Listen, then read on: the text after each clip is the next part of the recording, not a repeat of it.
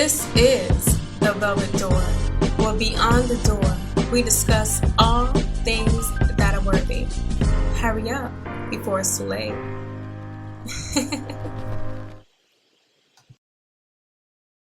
All right, welcome back to the Velvet Door. And of course, as you guys know, this is Shinjor.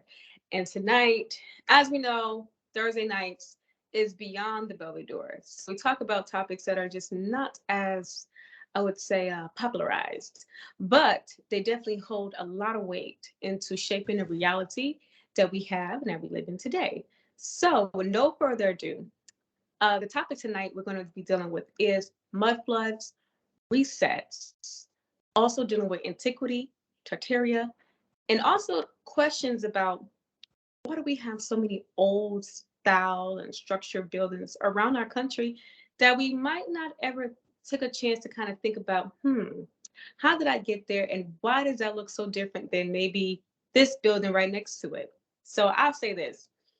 I know, especially from being from New York myself, I've definitely been around so many places where I've seen things that I'm just like, wow, where did that come from? Who built that? But one thing I have noticed that because we are very multicultural in New York City, each culture brings a different style of architecture to New York City. So you can see a Dutch style home, you can see an English style home, you can even see Danish, other architecture styles. But then you have like other architect that just looks a little different.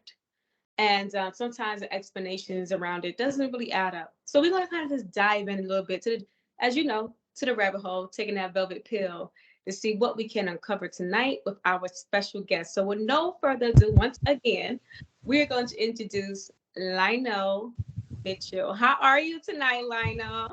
You know what? I'm very excited to take the velvet pill. This is the first time I heard about it. I didn't know you had a velvet pill. You know, thank All you for right. So, you know what? I'm very coming. happy. Who you are. Tell us about your businesses.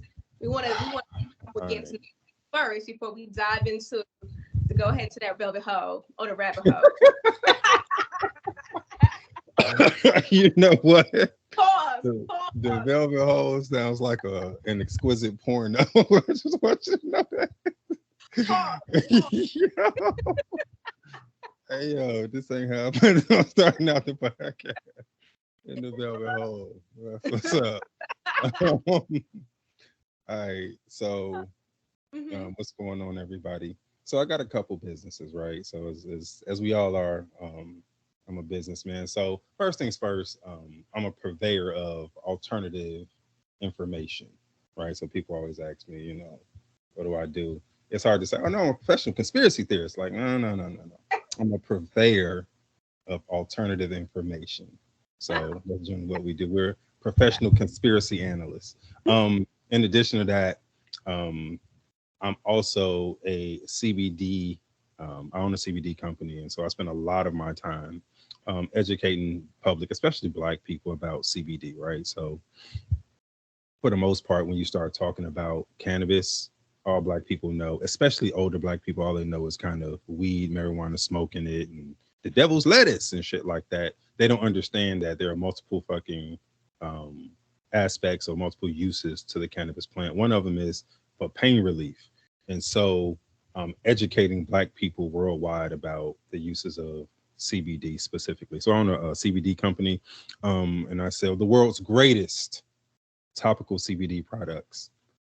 So you can check me out at vigor4pain.com, VIG, the number 4, pain.com. So that's where you can see. And so in addition to like topical pain relief, I also have a cannabis infused soap. I have hair oil. So you know how people be getting the braids and the locks and that should be hurting and shit. I got a cannabis infused, CBD infused hair oil. Great. It also helps with hair growth as well. So ladies, check it out. And then I have a soap. What's that? And then the soap. Yeah, I got the amazing soap, cannabis infused soap. So yeah, so check it out. Vigor4pain.com. Also have an apparel line, blackisauniform.com. Um, so without getting into it, I don't want to go too deep into it, but just real quick, real quick. It came about because there's this like there's this big conversation about what blackness is and what blackness ain't, right? And so people are like, well, I'm not black, I'm Jamaican, I'm not black, I'm Cameroonian, I'm not black, I'm whatever the fuck, right? And so it's important to understand that black isn't your fucking identity. And that's what I be trying to tell people, like, our identity isn't black. Black is the uniform we wear when we engage fucking white supremacy on the fucking daily, right? And so I was explaining to somebody, and then somebody was like, hey, that black is uniform, that's deep. It's like, it is deep. You know what? And so we got the shield. It's the family shield for the diaspora worldwide, right? So it's the things that connect us, right? You got the sun, right? We're people of the sun. You got the pineal gland, and then you got music. So these are all things that connect us. I don't give a fuck what your culture is, what country you're from, what continent you grew up on. If you black, nigga, you fuck with all this shit. Get what I'm saying? So that's what it is. Blackistituniform.com. So go check it out, man. Check out the apparel. It's dope. I swear to God, it's dope. All right. So y'all go ahead and support. We got Black is the Uniform. We also have his CBD line. Make sure you guys support. Make sure you guys also do your research to understand why it's important to add more hemp, cannabis, and different things like that into, I wouldn't even say your diet. I mean, some people do eat it. Just in your life, because right. Like it's a lot of people that are hurting, a lot of old people. Like, oh, y'all got parents and aunties, they show to be hurting. Headaches, knees, like all of that shit. Like I said, headaches, ladies, menstrual cramps, that shit on your fucking stomach, gone. Right? Wow. You got headaches, rub that shit on your temples, gone. That's what I'm trying to tell you. It's amazing. I live in Chicago. I get people from California like, yo, shit is dope. I'm like, yo, y'all live in Cali. They been had CBD out there. They're like, nah, that shit is weak. Your shit is dope. Yeah. Bigger for pain. But not, like you said, not to get too deep into it, but ask quick question. Do you feel that because California, there is a watered down manufactured version that's probably coming out now out there? You know what? They had a lock on the market for so long, they don't feel like they have to put out quality products. You get what I'm saying? And so to them, the topical CBD market, it is what it is. Everybody's trying to smoke, right? My thing is Black people don't know about it. And so my product has to be so dope that it's undeniable. So like I intentionally make it fucking strong to where people can use it and they like, yo, this shit works, right? Wow. I get calls all the time.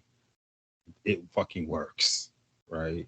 And so I want that. So I got to introduce Black people to the shit, right? We don't really know about it. And so I need some. I need to get some. You said it helped with pains and stuff like that? Yes, my nigga, yes. Oh, I forgot to talk about the podcast, man. Yo, check out the podcast again.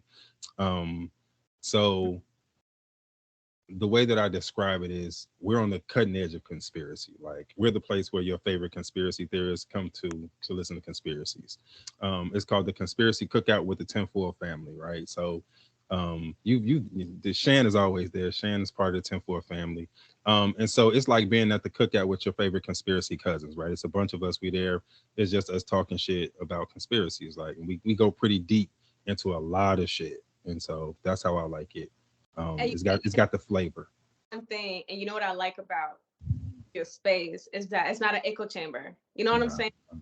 So we're gonna disagree. We're gonna go. You know what I'm saying? But I like allows people to see other ways, and then other ways. You know, because sometimes in these type of communities, if you don't agree with something, then it's like you're just, they see you as someone that's not, you're a sheep, you're not woke. Right, exactly.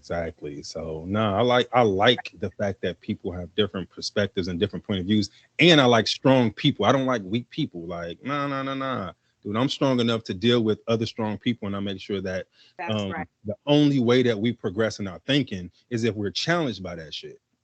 And you can't be challenged by somebody weak, otherwise that means you fucking weak. So no. As long as you come in with some facts and you can back up what you think and you stand strong in your shit, that's what I like. You know what I mean? And plus it makes for better fucking content. So exactly.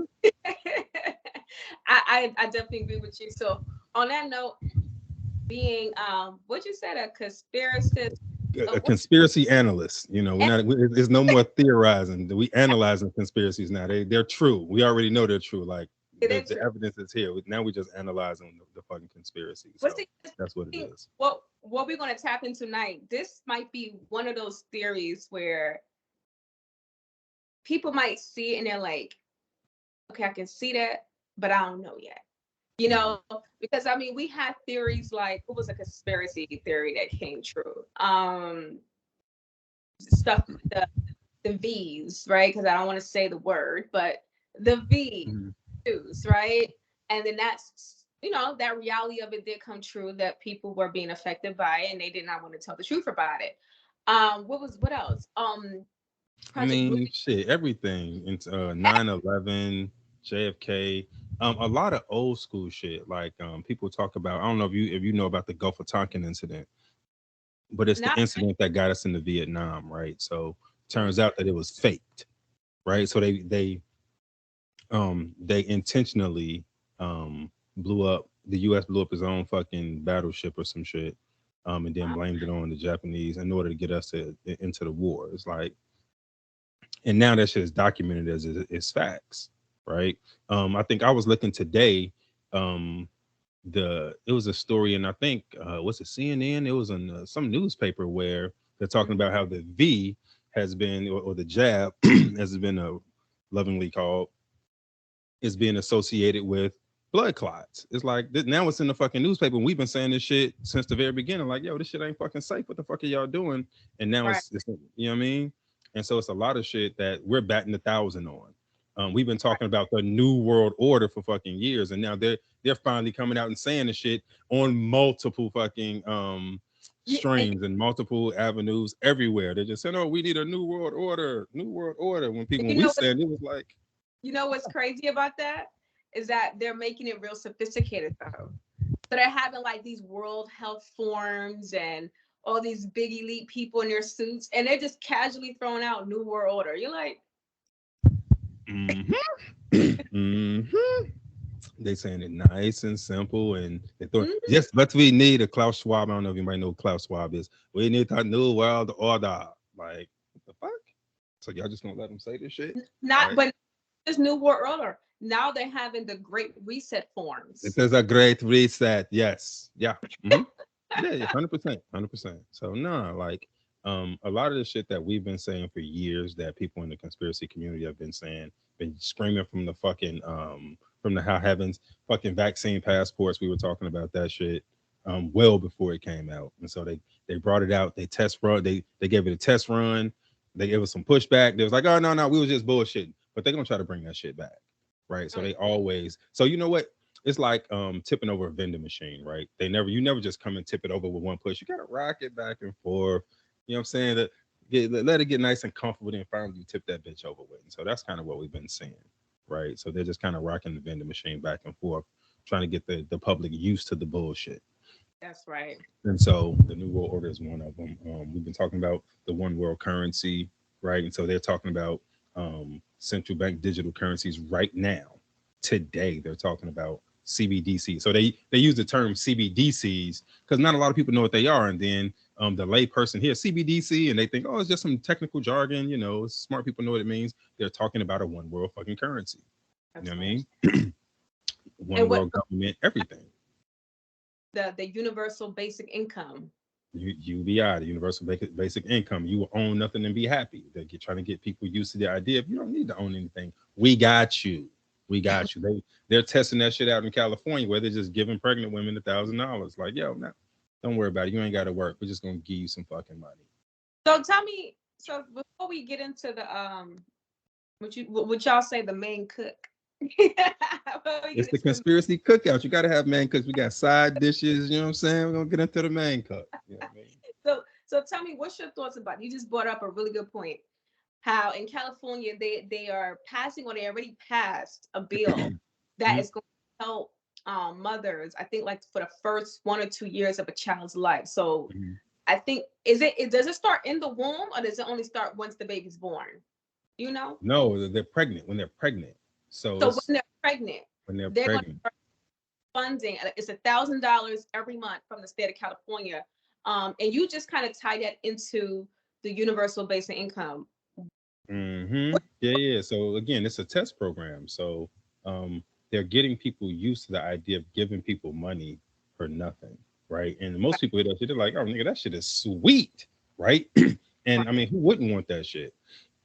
And so they're getting people, because the thing is, people who work like um hard for their money buck really hard at the idea of just giving people money, because they're like, yo, why the fuck are we giving them money? They actually have to go to fucking work too. And so they have to get the public used to the idea of giving people money for stuff, right? And so and then they want to get people used to the idea of not working, not owning their home, not owning their fucking cars. You get what I'm saying? So you think about the largest, a couple of largest companies in the world, or fastest growing, right? Uber, the largest transportation company in the world, doesn't own a single fucking vehicle, right?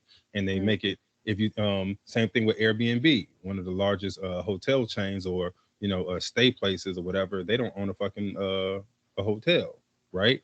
It's Right. pretty much um them getting us used to not owning shit, right? They're showing you how it can be done. Yo, you can get around your city without fucking, you don't need a fucking car, right? You can get a bicycle. They got bicycle lanes Oh, coming up everywhere. They got fucking oop, huh? you know what they call it now? Walkable cities. Walkable cities. There you go. And then I don't know if you know the way that they're building cities now. When they remodel, they put kind of everything in one kind of location, to where it's like, yo, everything is built around where you can walk to everything, or you can quick Uber ride, a quick bus ride. And so that's why they kind of want people in these cities, even in the small country towns. They make these hubs, and they're trying to make it to where people live around these main places. I was in Atlanta earlier this year, and everything that they're developing, all the new developments, they all look the same, right? They Mhm. have these kind of main strips, and they have the main kind of things that you need, and then they build like all these different apartments around it. They're trying to get people to live in clusters and shit. That's what they want. They don't want people kind of spread out, right? They want them in places where they can control them, right? Because it makes all this shit easier. No, no, you're right. Because I'm actually, I just pulled up an article. Mhm. Um, I'll make sure to put this in the show. It says universal basic income. California moved to be the first state to fund pilot efforts, and this was released last year summer.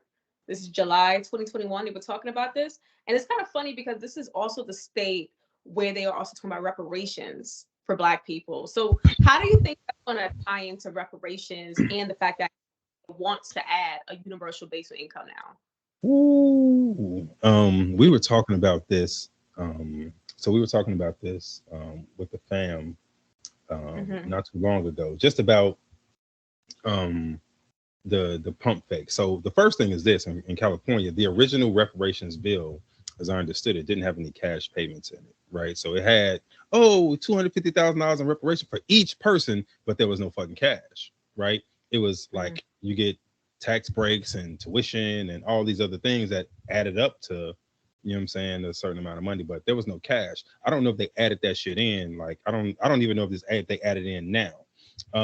But the other thing we were talking about is so all of this shit comes together, right? So if you're switching over to crypto, and you're getting out of fiat, right? If Mhm. with the pandemic, what they did was they subverted the value of the dollar. The value of the dollar is trash right now, right? Yeah.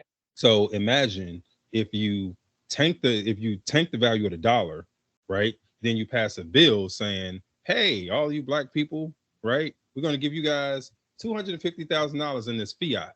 Then as soon as you get it, the shit is tanked. You can't use that shit no more because everything switched over to fucking crypto, right? So remember, the dollar is fucking is in a free fall, right? It's going to shit. So yo, they give you some money that ain't worth shit. That shit will be like pesos. You can get 3 million pesos, you know what I'm saying? And how much is that shit? Like a couple $100. Like, oh yeah, you got some You, fucking pesos. You got you get you know some that rupees. You know that what I'm was a saying? that was a theory of mine. I think like 5 years ago when I first heard reparations come back out again. And this is kind of back when like you had like Yvette Carnell and was at the forefront of it. And I remember The like ADOS movement. Yvette Carnell and Tony Moore. Fucking Moore. Go ahead. yeah. And I remember thinking to myself, like, hmm, I see the where economy is going. You know, I saw crypto was coming more popular at this time. Um, People were getting more and more in tune with the being inside of. At the time, they weren't saying metaverse. It wasn't like a common thing for the average person to say, but they were definitely becoming more and more consumed with technology. This had to be like 2-3 years before we had an actual pandemic and people really just indulge themselves into it. But I was like asking myself, what happens if reparation comes and they give it to you in a digital form?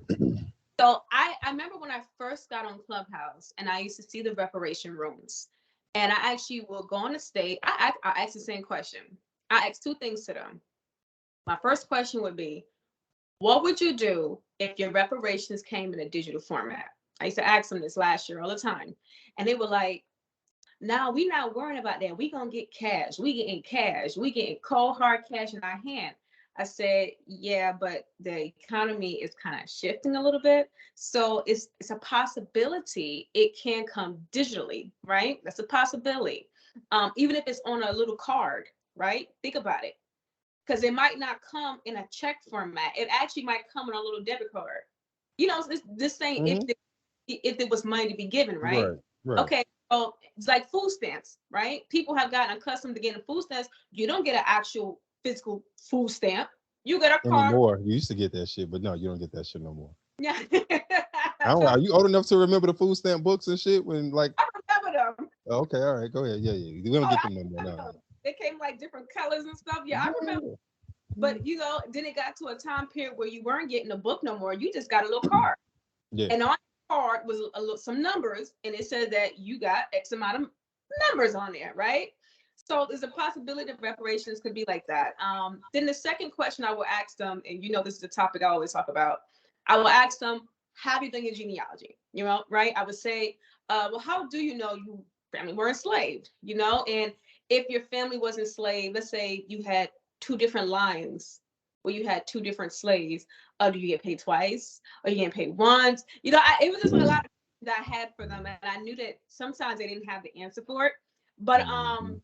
yeah, this just going back that we are in a reality where you might get payment in a digital format now, and digital does not only mean I think the way how they see it is like I think they're thinking of it like a robot and a machine. And I'm like, I don't think they see it as just like a card with your amount on there, like a credit card. You know, Yeah, yeah, yeah. No, I get it. So you know what though? I think you're right.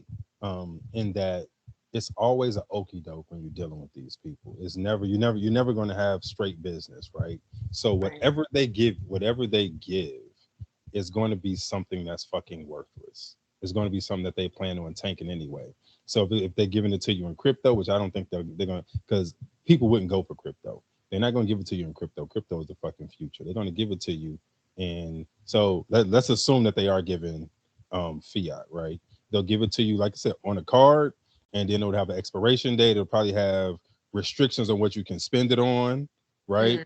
Mm, And like I said, and then it'll be in a currency that's currently that's quickly tanking. You get what I'm saying? At the end of the day, they're not going to give you shit, right? But yeah. they're gonna give it to you, and then um they'll subvert it, but then they'll be like, oh, we gave it to you though. Like, I mean, hey, that pay, we all even now, right? Aren't we even? Like, yo, we gave Hey, it to you. Fuck you bitching about. you know what I'm saying? Like, hey man, I'm just, and then you have to know how they're gonna pay it. I know that before we move off the topic, I know that right now California reparations is saying that they are looking at 275,000 per person per Black resident who was Hmm. affected by housing discrimination between a certain time period, though, right? So, but that particular task force, they're supposedly really trying to get it for slavery, right? But I think I don't know. Like I said, I haven't been in recent conversations, but I have been following it for like since spring when they first came out. I think it was AB 3121. I might have that wrong, but Hmm.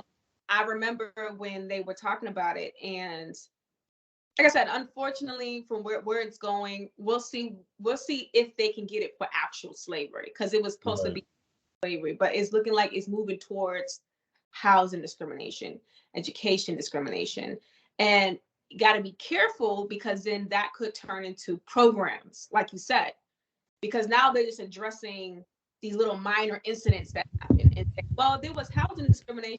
Let's just at a housing program then, right? Because you could get $275,000 per Black resident, but is it $275,000 as a down payment of a program for you to get? Right.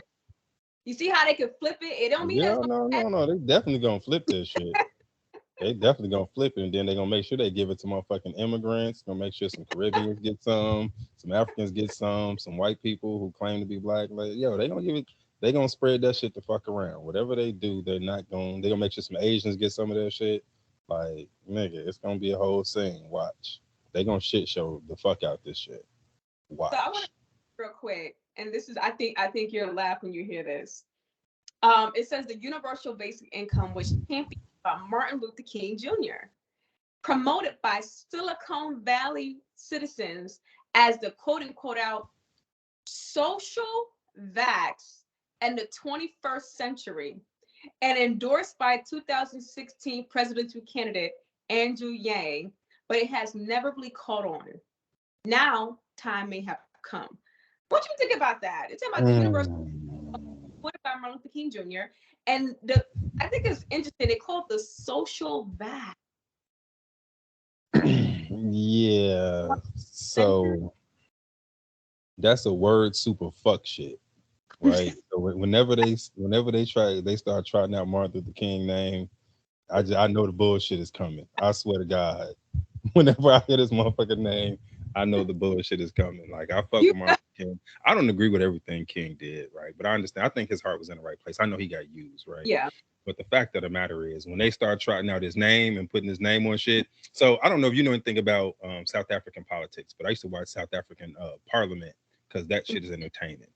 Julius Malema is the shit. The EFF is the shit. But he said some shit that was hilarious. He was like, they put Nelson Mandela's name on everything. Like, and if they build a new toilet somewhere, they put Nelson Mandela name on it. Like, Nelson Mandela got a school, got a housing project, got a government building, got a currency, got like they just put his name all over everything. They do the same thing with Martin Luther King Jr. Right? So they just put his name on every fucking thing. They call it Martin Luther King. The niggas will love it, right? So whenever they want to sell us some shit, they just start putting King name on shit, right? Because they think that's just going, oh, King name on it. It must be good then, right? Yeah, that boy good. That boy good. Right. Yo. So that's whenever some fuck shit is coming, I look out for King's name. If King's name was on the shit, I know they trying to do us in. Right. So I don't even know. Like, I heard you talk about it. I don't know the specifics of it, but I know it's some bullshit. Right. They intertwine Martin Luther King and Silicon Valley, and it's in California. I know it's some bullshit. Swear to God. Swear to God. If it's in California, it got Silicon Valley and Martin Luther King's name on it, it's the okie Yeah, doke. I like don't trust it. even at Silicon Valley, Martin. Bruh. Bruh. All right, so Bruh. so let's Swear to get God. main cook. It's the main cook.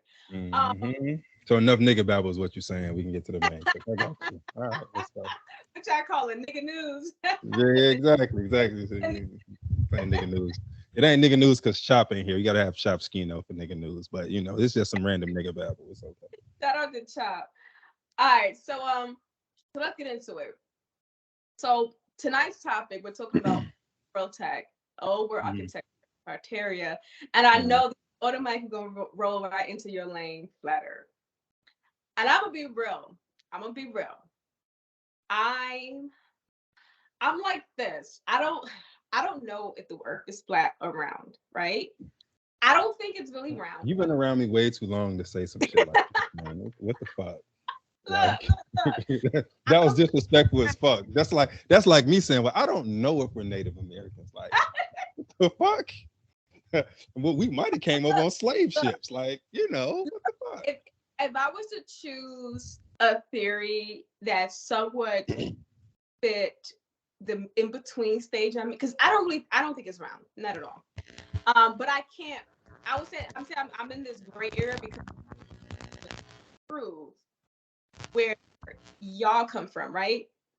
So I remember when I was studying and I got into what is it concave, right?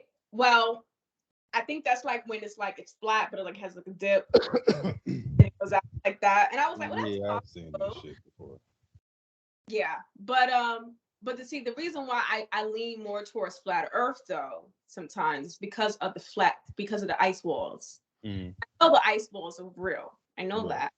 Um, I have spoken to indigenous people, um, especially from North America. It was one particular man who did tell me that the origins of his people came from behind a wall. He said ice wall, and they migrated into Asia, and then they eventually made their way into North America. So when Mm, I heard that, like that kind of like solidified just my theories and my research. It went from theories and research to, oh yeah, because I believe indigenous people. So I was like, oh yeah, yeah, yeah. So he's pretty much confirmed that there is an ice wall, right? So but not able to get too deep because I think ice wall is like a conversation just by itself in the other world. mm, So I'm definitely on the ice wall wave, which kind of puts right. me, I would say, probably flat earth.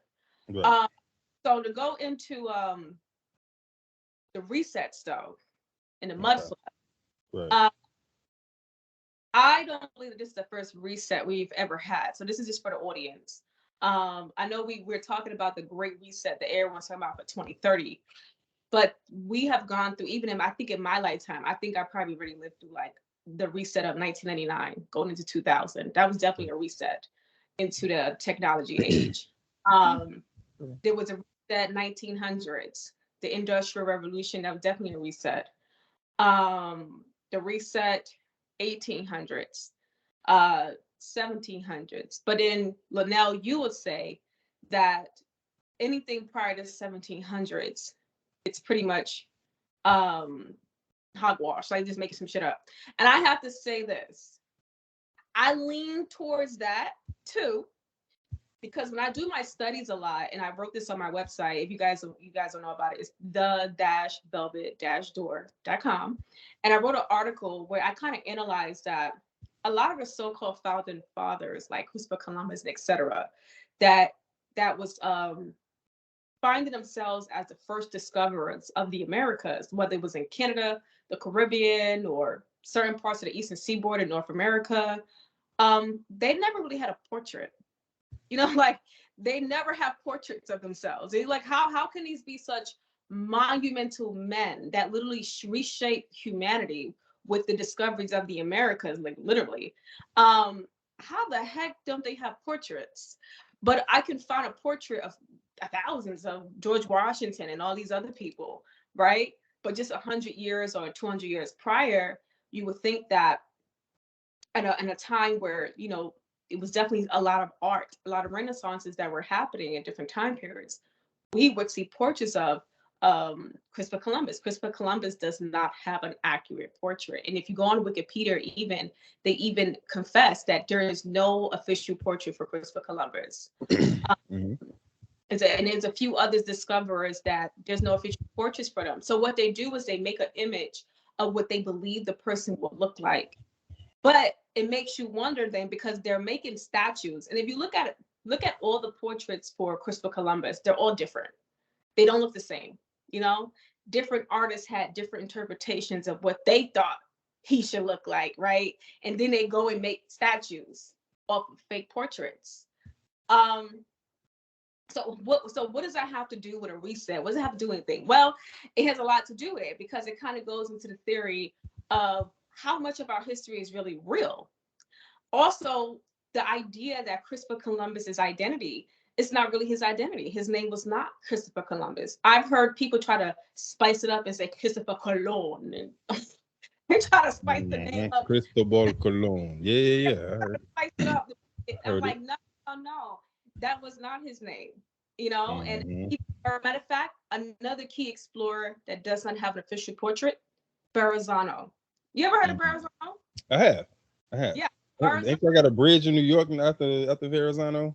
Fact, he is Yeah. responsible for opening up the doors of the New York Bay to the rest of the world. He's responsible for literally founding what we call now the Empire State. Literally. Hmm. Guess what? No portrait. Hmm. No official portrait for him. They only have like this Hmm. self-portrait, and it looks like chicken scratch. And I'm like, seriously? Y'all think we just gonna go with that? Okay. All right. But no official portrait for Verrazano. And he gave accurate accounts even of American Indians and how they were very dark, they were reddish brown in color, and et cetera, et cetera. So it just makes you wonder, why do we find ourselves in the situations with our history where we're dealing with a lot of hypothesis? We give credit to the European and says, well, the European took very good notes and took very good accounts of everything that they did. But then when we go back and we're saying, wait a minute, did they take good account or did they do a good job story writing? Now we're gonna have to decide that. So Lynell, I'm gonna throw you in here now, because I want you to start off with explaining, why do you say history beyond 1700s or even 1800s? I don't know which point you start at, but why do you say history beyond the 18 or 1700s is absolutely fake? All right. Great question. So when it comes to history, um, there are several things we can look at. What most people tend to lean on are the books that they've read, right? And I think those have been the biggest tools of our deception, right? Um, I was having this discussion with somebody the other day, right? And we were talking about, how do you reset a world? Like, how do you reset an entire fucking world? Okay. And the answer to that is through the schools, right?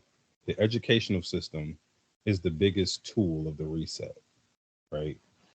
That's why, outside of reading, learning how to read, just the functionality of learning how to read and learning how to do math, they spend a lot of time in history and sociology, right? They're giving you the false history. Okay. So books have been the biggest tools of our undoing. Okay. Now I want to be clear. I'm not against books and reading, because most people are gonna be like, see, this nigga don't even like books. What kind of nigga is he? No, I'm not against books and reading. I am pro critical thinking. And what happens is, people think that because they read it in the book, it's true. I don't give a fuck how old the book is. Just because it's in a book doesn't mean it's true. Okay. Um, and so I am pro critical thinking. So outside of books, what else do we have? You mentioned it a little while ago. Word of mouth, right? Oral history is super important. When you listen to people's oral history, you get a very different picture than what we're given in fucking books, right? So they can write down a lie, but then there are people who were at these places and did these things, or who were raised by people who were at these places and who were given completely different fucking stories about than what's in the fucking book, right? Um, so oral history, I do put some stock in the oral history. But the thing that I put the most stock in is evidence, right? Physical evidence. Okay. And when it comes to history, the physical evidence tells us something completely different than what the books say. You get what I'm saying? And so once I start looking at the physical evidence about history, it doesn't match up with what we've been told, right? When you start looking at the architecture, when you start looking at the buildings, you start looking at the iconography, meaning the paintings, the coins that were given, the maps, a lot of the fucking the ships and shit left over, the buildings, all of that shit, none of it matches with the history that we've been given. And so you have to ask yourself, what are you going to believe? Are you going to believe the story that they give you in a book, or are you going to believe the evidence that you see in front of your fucking face? And for me, I say I'm going to believe the physical evidence that I see, right? And the physical evidence says something completely different than the fucking narratives that we're given, right? And So so, some go ahead. examples of that. Like, if I'm a beginner, Mm-hmm. right? Let's say I'm a beginner, and for people in the audience that Mm-hmm. have heard this before, and oh, here we go with the wacky stuff. Mm-hmm. Uh, how do you get them on the track to see where you at? And I'm just starting at let's start at 1700s. How do you Right. prove that that time period and even prior it possibly may Yes. have. Are you saying that it possibly could have been something else? Are you saying that it never existed? What's your theorizing on that? So, what I'm saying is history as we know it began at around the year 1800. Okay. Before that, it was some other shit going on, right? Um, and so, one of the things that I lean on, or when I'm talking to somebody and I say, because I run into a lot of people who think they know history. They read a lot of books. They into it. Like they fuck with history, right? Right. And they say, I mean, you crazy. I don't know what the fuck you talking about. All this other bullshit. Cool. All right. In your studies, um, point to me where they tell you about a worldwide mud flood. And I say, what the fuck are you talking about? I say, show me. Have you ever heard the fact that the world was flooded with mud? Did you know this? No. We have evidence of it, right? Today, we have evidence that the world was flooded by mud. And so when you say that, then people get to thinking about Noah's flood. Well, they say, well, I believe in the flood. They're talking about Noah's flood. They're talking about when it's flooded by water. I said, that's not what I'm talking about. I'm not talking about a biblical flood.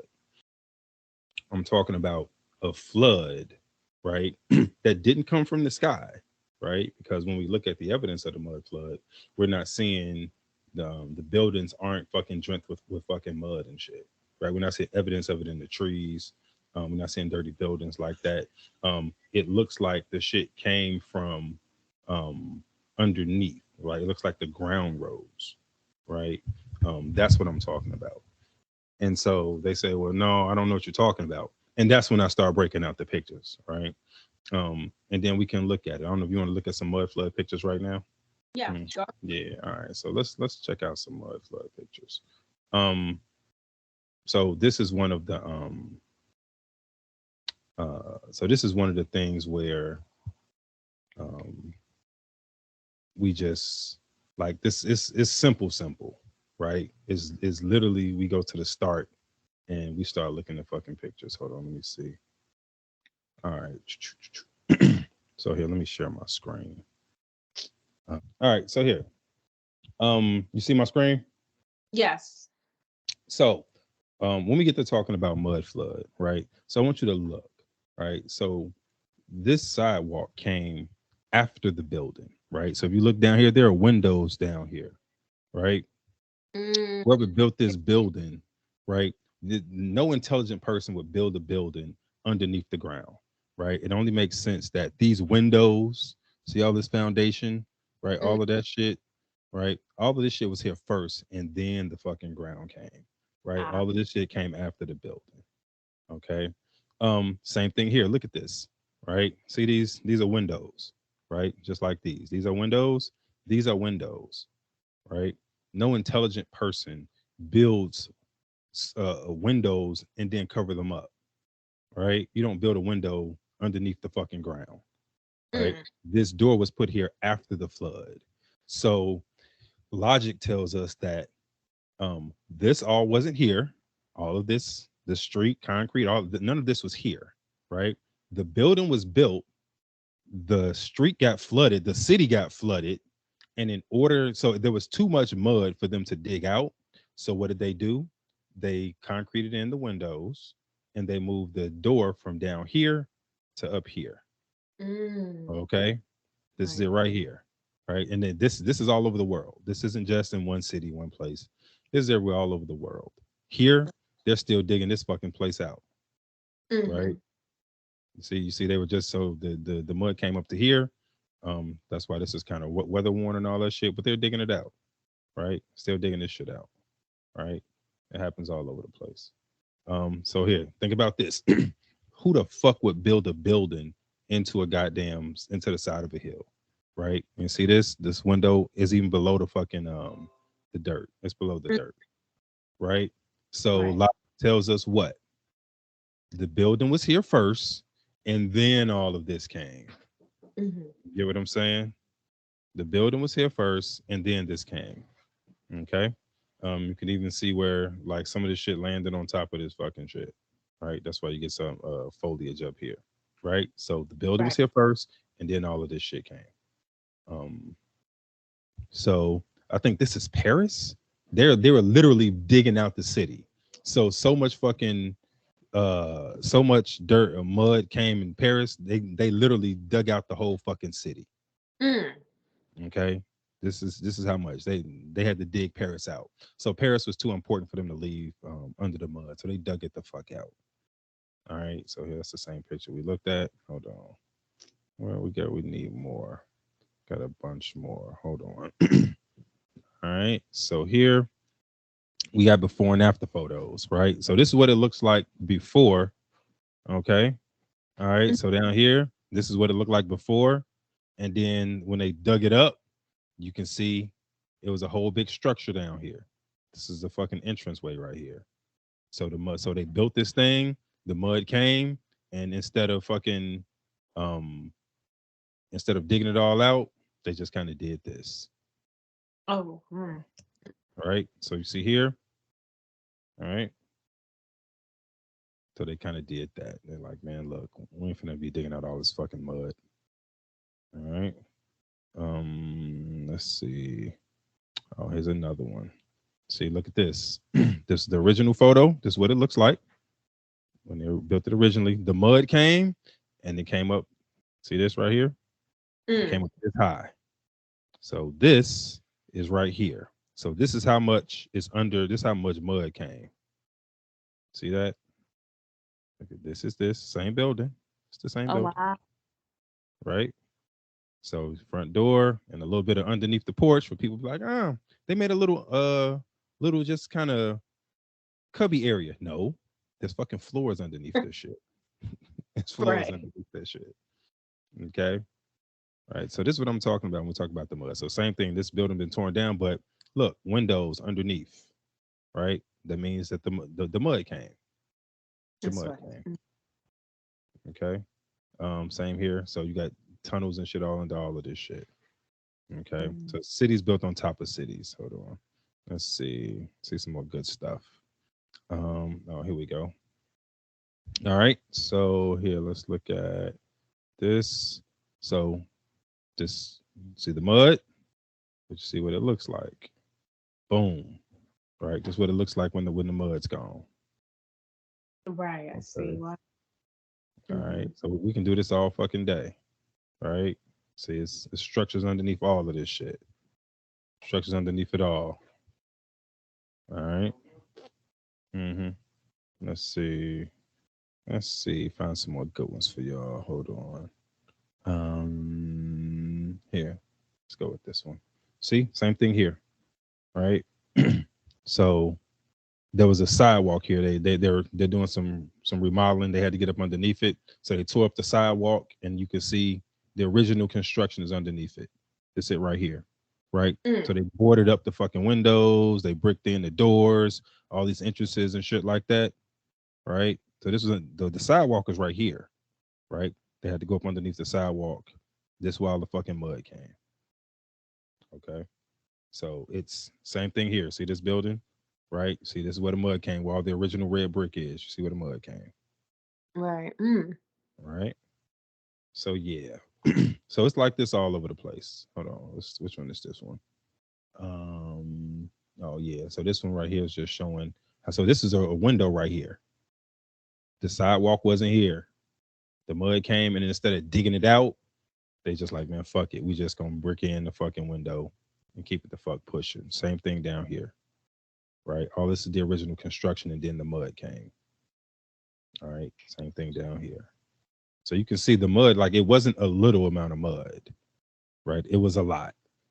So one of the things that I like to look for, especially on old buildings, look for the slant. See the Mm. slant? See how this small gets a That's little taller. That's the slant. that's You see very this shit all over the place. yeah. That's very obvious right there. Nobody builds like this. What does this Right. tell you? They built the fucking building, and then the mud came. Right. Mm-hmm. You know what I'm saying? They built the building and then the mud came.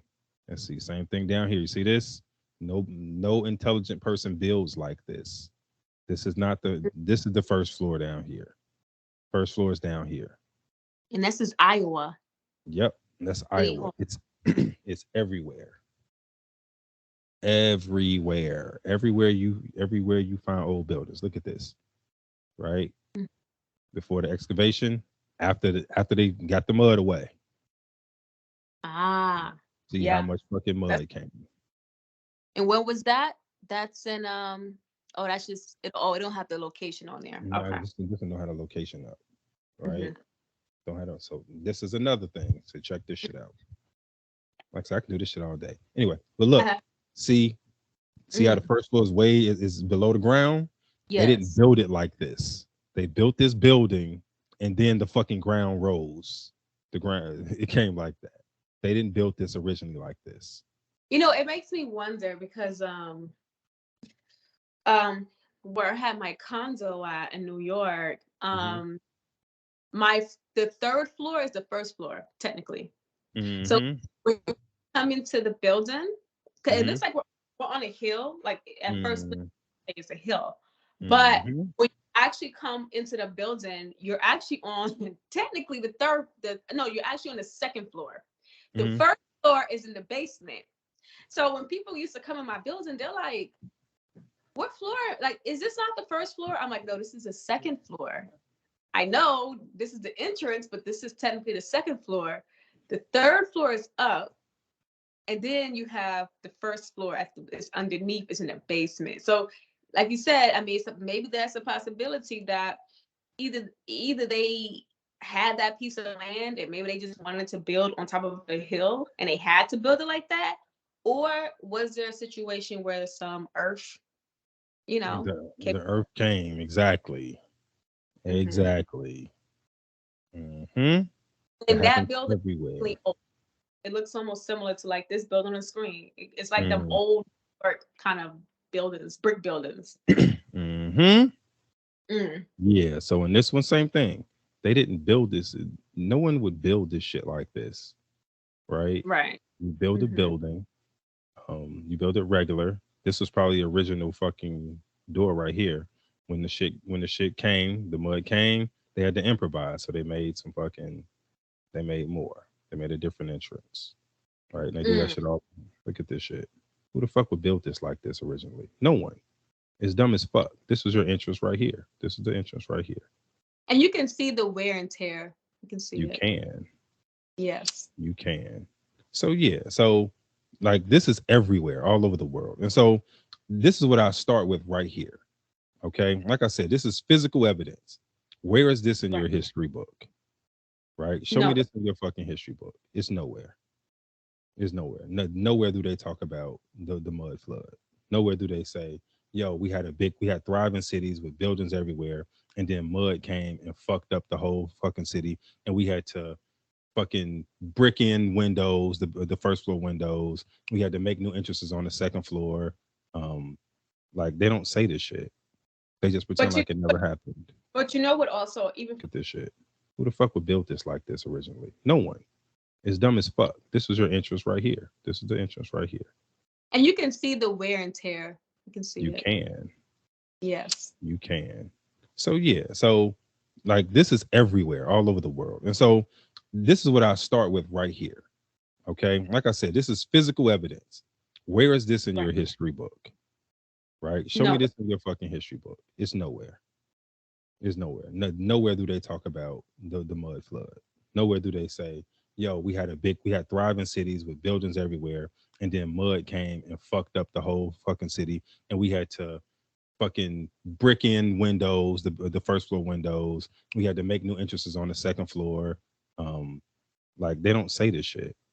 They just pretend But you like it never happened. but you know what also even for the average person, I don't even think they even pay attention either. Like there's some things that I saw as a child, but I couldn't quite explain it, right?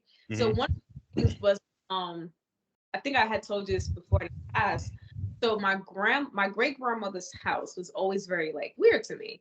And it's built very similar to this museum. So there's a museum in New York called the Onderdonk Family Museum. they actually, what they did was they took the Onderdonk family's house and they just turned to a museum because they have made that into like a landmark for New York because it's one of the first Dutch colonial homes, and they're claiming that it was built in the 1600s, right? Well, the kitchen is in the basement, right? And I went to this actual museum because my family used to work for the Onderdonk family on this particular farm. So, and if anybody wants to check it out, it's in Queens, New York, once again. But yeah, the kitchen is in the farm, sorry, it's in the basement, right? And my grandma, she lives like probably like 20 minutes away from there, but she's still in Queens, New York. My great grandmother, her kitchen is in the basement too, right? And I mean, like in this like steep stairs. Like we used to be so terrified of her living there by herself because we're like, how are you gonna get down them stairs? Like your kitchen is literally deep in the ground, right? So I remember one time I took my great grandma like 2, 3 years ago. I took her to church, and her church is underground. And I'm like, because I did not at this time. I'm an adult now. I think that this is like 2 years. I'm an adult. I have my little boy. He was probably like 1 year old or a little less because we all kind of took her to church. And when I came in the building, it really was like a what the because when you come in, literally when you come in on the ground level, you come into the building, all you see is stairs that go down, and you're like, it's just a little brick building, a little flat brick thing, and it's literally in the middle of a division of houses. So it's not often like a crowded area. It's in a division of houses, this little church, and of course it's like a black church. And you go down into the basement, and that's where the pews, that's where everything is. The church is underground. So it kind of made me start wondering, like, why are so many things underground? Because when I lived in Georgia, I had never seen nothing like this. You know what I'm saying? Now, I might have seen it, I never paid attention to it too. But where I lived at, you everything seemed like it was kind of on the level of where everyone's at. Like a lot of the houses, even in Georgia, they don't really have basements, you know. But in New York City, it's almost like a common thing to have a basement. Like if you don't got a basement, you ain't got. We call it. We don't have more house. Like you feel like you have more house when you have a basement. So, but now think about it. It makes you say, well, is the basement really? Was that the first floor? The first floor, yeah. So the you know what you do? You go and you go and look like behind the walls, look for old windows that are on that level and see where the windows are in relationship to the sidewalk. See that they brick in windows because so a lot of times they didn't change the brick, the outside facade, and so you can see where oh no, this is the original floor right here. They just had to move it up.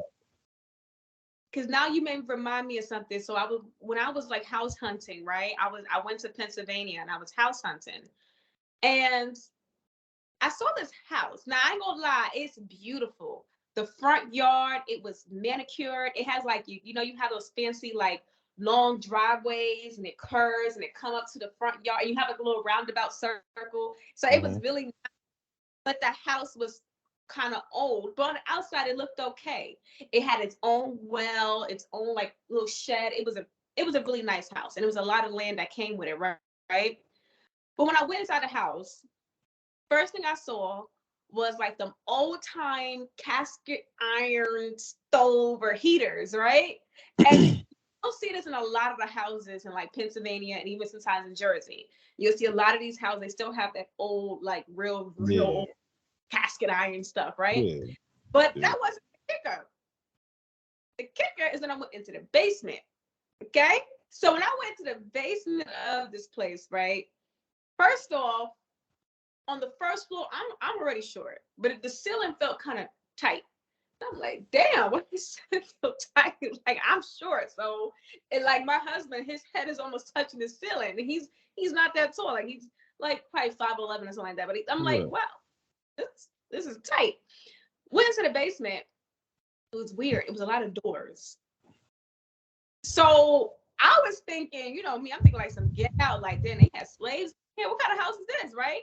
So there was like a door, it was like a little mini door, and I didn't open it. because I didn't know what I was gonna see. You know, Mm. I'm just walk through of the house, but it was like a door here, and then in the basement it was another door, and it was like a screen door, and you could kind of see it takes you like I don't know where it would have took. I'm assuming that it used to that maybe at one point it used to be a patio, but we're in the basement. So what are you looking at? But it was like a little hall, like a hall walkway. But it connected to another door, which was a closet, and you can also get to the closet by where I was standing at. So it was weird because they had all these different compartments in a basement, and I'm like, it's the basement. Why does it look like this? So going back Yeah. to about this reset.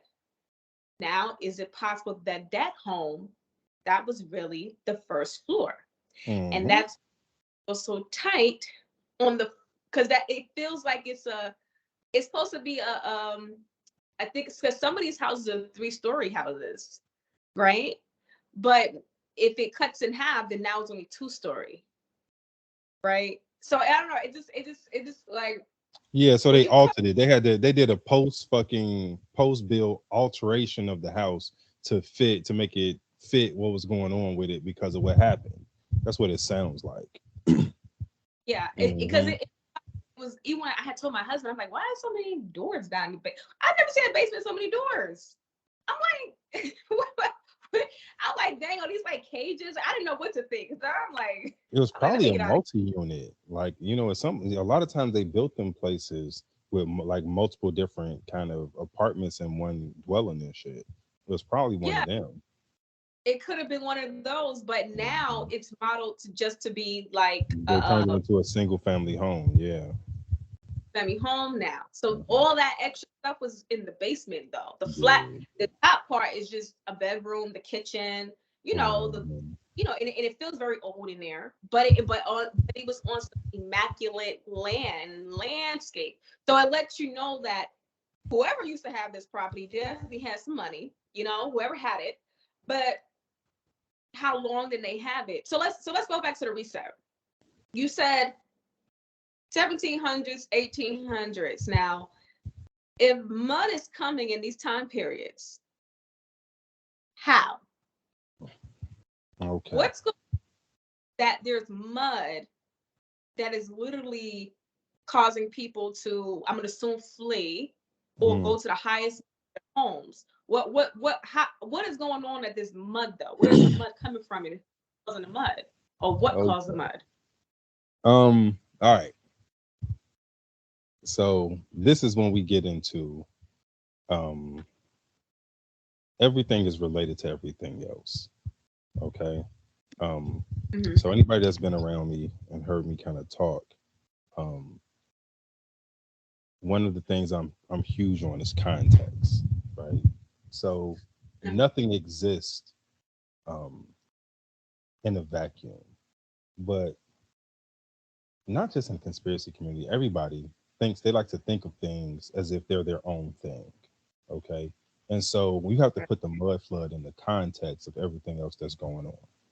Okay, and so when you look at the mud flood, it wasn't a mud flood for the sake of fucking the mud coming.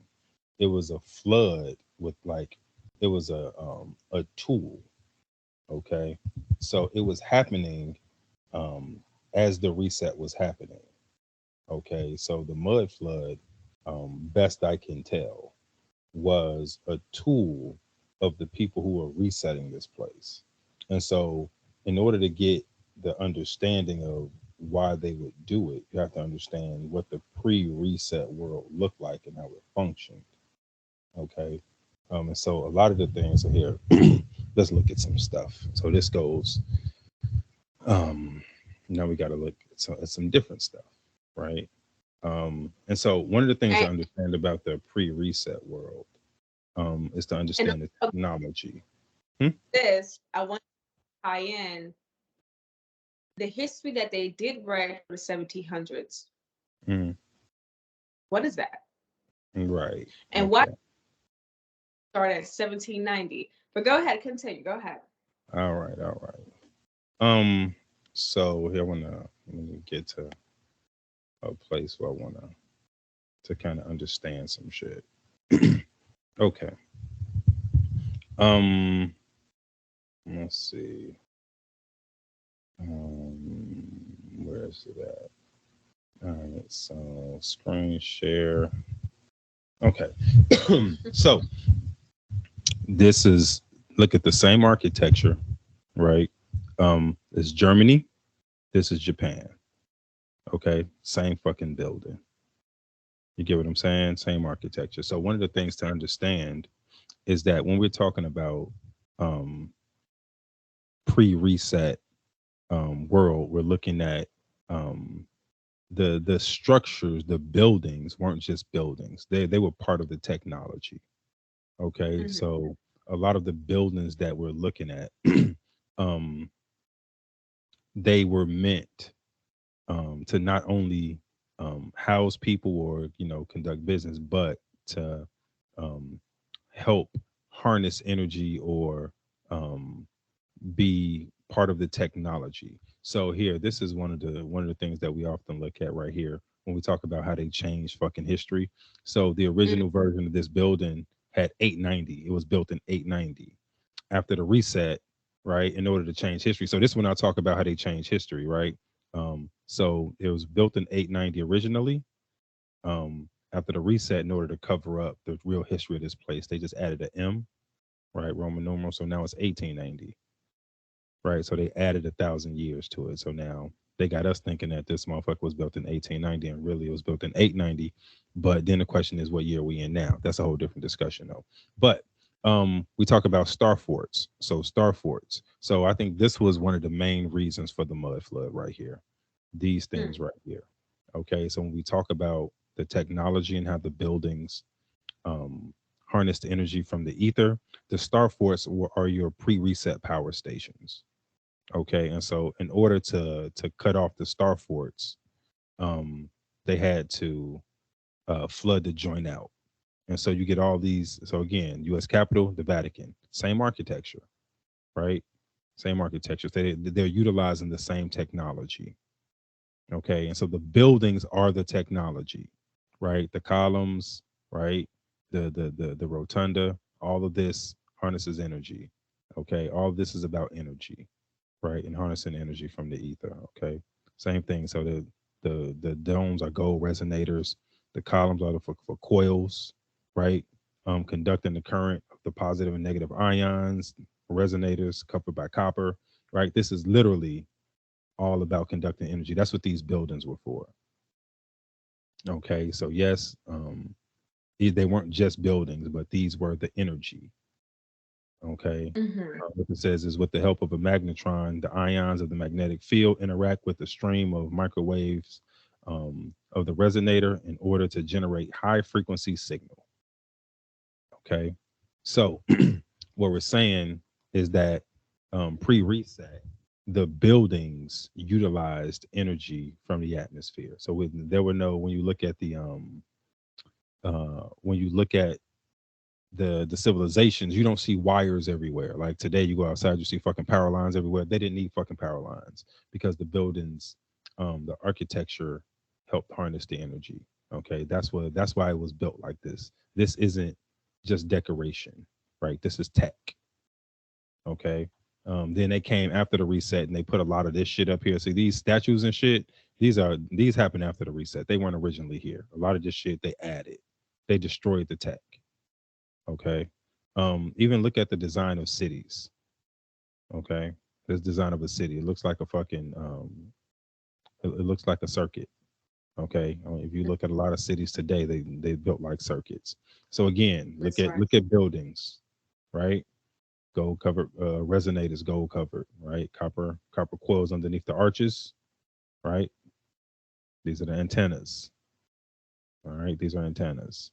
So none of this shit is religious. They try to trick you and tell you that the shit is religious. None of this shit has to do with religion, right?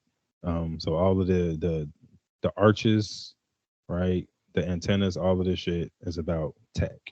We ain't even gotten to the bells yet. The bells are also technology, right? So we ain't even gotten to the bells yet. But yo, same thing.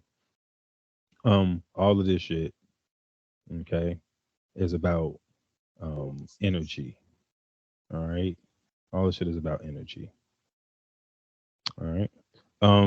So again, more star forts. And you see the star forts everywhere. Okay. That's The star forts are every fucking where. All over the world. You can go to starforts.com and no matter where you at, type in where you at and they'll show you a star fort. Okay. This is what city is this? Is this Paris? This might be Paris. What city is this? I forget what city that is. Goddamn. But yo, tech everywhere. So I think this is the Crystal Palace. This is the Crystal Palace. Grand Magasin du Phare. Nope, this ain't the Crystal Palace. This is a Crystal Palace. But again, um, it's the tech. The buildings harness the energy. Okay, mm, the buildings right. harness the energy. All right, and so it's everywhere, all over the world. Okay, you see this shit everywhere. You see the same designs everywhere. Okay, they just look like, oh, it's post neo Renaissance classical bullshit. They give you all kinds of fucking lies about what the fuck the shit is. Okay, it's all fucking tech. And then post reset, they came in. So check this out. Excuse me. See this the window right here. So this design was designed to fucking emit a certain frequency, right? The way you cut it off Mm, is you fill it in with glass. So putting the glass in here actually disabled the fucking building. Okay, they disabled a lot of the fucking buildings. That was part of that's part of what the reset mm, was. I'm disabling the buildings. So you see, a lot of buildings are built like this. Look at a lot of the government buildings because that's what they did with a lot of these buildings. They took them and they made them government buildings or schools or shit like that. But they're built like this. All right. So it's the ground plan of a temple church. They're built like this. This is about harnessing energy. Okay. All of this shit is built for harnessing energy. Um, saying all of this shit, old world shit. Okay. So when we talk about the mud flood, all right, the mud flood um was a tool to cut the power grid off. That's what all of this shit is about. All right. So even see this building right here, see you got the crest at the top, and so they'll tell you, oh, this was a mosque. No fucking mosque, right? right. They made this a religious symbol. It wasn't a religious symbol to start with. Okay. All of this was to denote So, what kind so of I building have it to was. ask, Hmm? because I have to ask then, Hmm. why did they want to turn off the grid Hmm. worldwide? All right.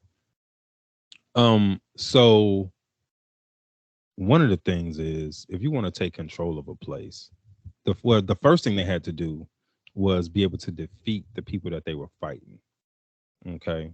And Mm, so here, let me show you what kind of weapons these people had. I think it'll help you understand. So remember, um, if there's energy everywhere, right?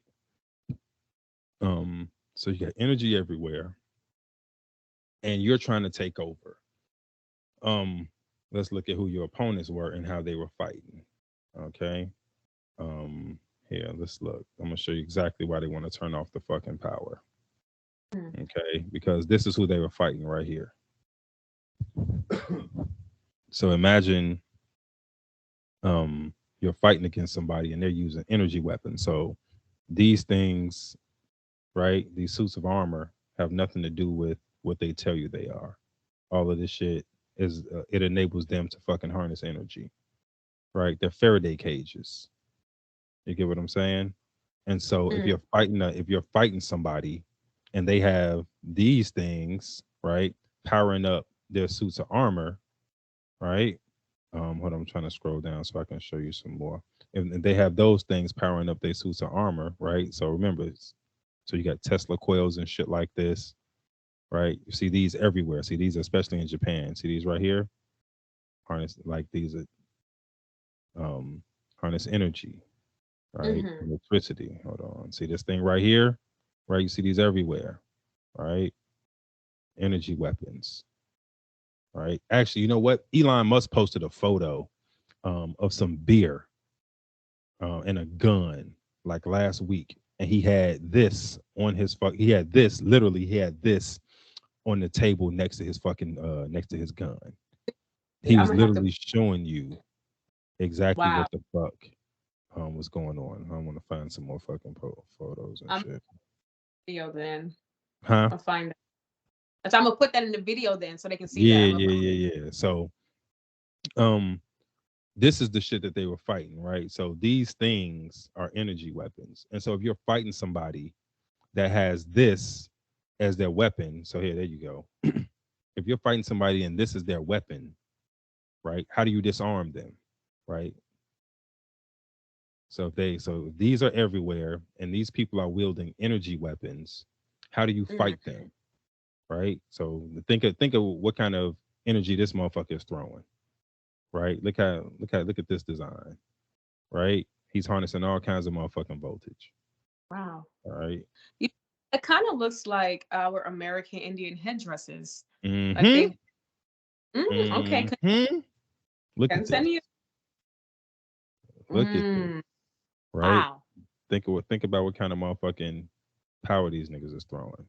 So Ah, right? So these were Faraday cages. These suits of armor that they tell us, like we watch movies like Braveheart and The Patriot. Like you watch all these different fucking movies about medieval times, and these clunky motherfuckers are getting up and they putting on these suits of armor, and you like, yo, what the fuck are they doing? And you know, oh, this is cool. They lying to you about what the fuck the suits of armor were, right? And so these motherfuckers gotta you gotta fight somebody, and this is their weapon. What do you want to do?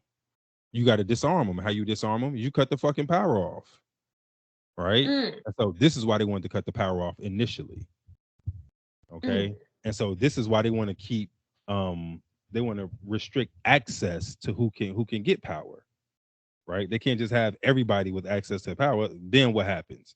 A motherfucker rise up against them, right? Exactly. And so if you control the energy, you control the power, you can prevent people from having access to weapons. That's one of the things that And um, and and hmm? just so that people don't feel like it's too far fetched, think of like when you touch something, you get a static shock. You we have electricity running through us like 24/7. So this is not like a conspiracy theory, like, oh, how do we have no, there's electricity running through us like 24/7. So this is not like a conspiracy theory, like, oh, how do we have no, there's electricity running through. We have energy that runs through us as well. Wow. So 100%. So it's it's battle, but if there was a battle, to your studies, to your knowledge, who was the battle between? right. So it was between and they tell you about it all the time. We just don't know what they're talking about. Hmm. The Roman Empire, right? The Holy Roman Empire um they're the people that reset this place, at least this last time. Okay. And when they tell you they tell you all the time, oh, they were fighting the barbaric hordes, right? What made Hmm. these people barbaric, right? The fact that what turned them into barbarians is the fact that they were used to fighting with energy. The energy grid got cut off, and so they were reduced to fighting however the fuck they knew how. Get what I'm saying? And so imagine somebody who's used to, like, if you're used to fighting with guns and sword play, somebody taking you run out of bullets, you start throwing the gun, you start swinging, you start doing all kinds of dumb shit. That's why whenever you watch movies, so one of my favorite things to point out is at the beginning of Gladiator. You ever seen the movie Gladiator with Russell Crowe? So remember in the very beginning of the movie, when him and Marcus Aurelius they were going to battle against the Germanic hordes or whatever, and these guys were just running out of the goddamn bushes, charging at this well-trained fucking Roman army. Why? Yeah. Is because the Roman army, they came to fight, like, they knew what they were kind of fight they were going to be in. The people that they were fighting thought that they were going to be fighting with energy weapons. They came, turned the fucking energy off, and now it's like, well, shit, we just got to charge with whatever we got. That's what turned these people into barbarians. They weren't used to fighting like that with Mm, swords and knives and shit like that. They were used to fighting a different kind of war. Okay. And so that's what enabled them to fucking kill these people. Right. That's how they reset this place. That's how they took control of this place. The Holy Roman Empire took control of this place admittedly in the 900s. And they what they tell you is that um, they the Holy Roman Empire says that it ended in 1806. 1806. Did 18. you That's did really late. did you know that the Holy Roman Empire ended in 1806? No, No. that because like I study American history, right? 1806. 1806. That's kind of late compared to what I studied. That's very late in the And game. So if you're just ending in 1806, you got to ask yourself, where did they rebirth though? Bing.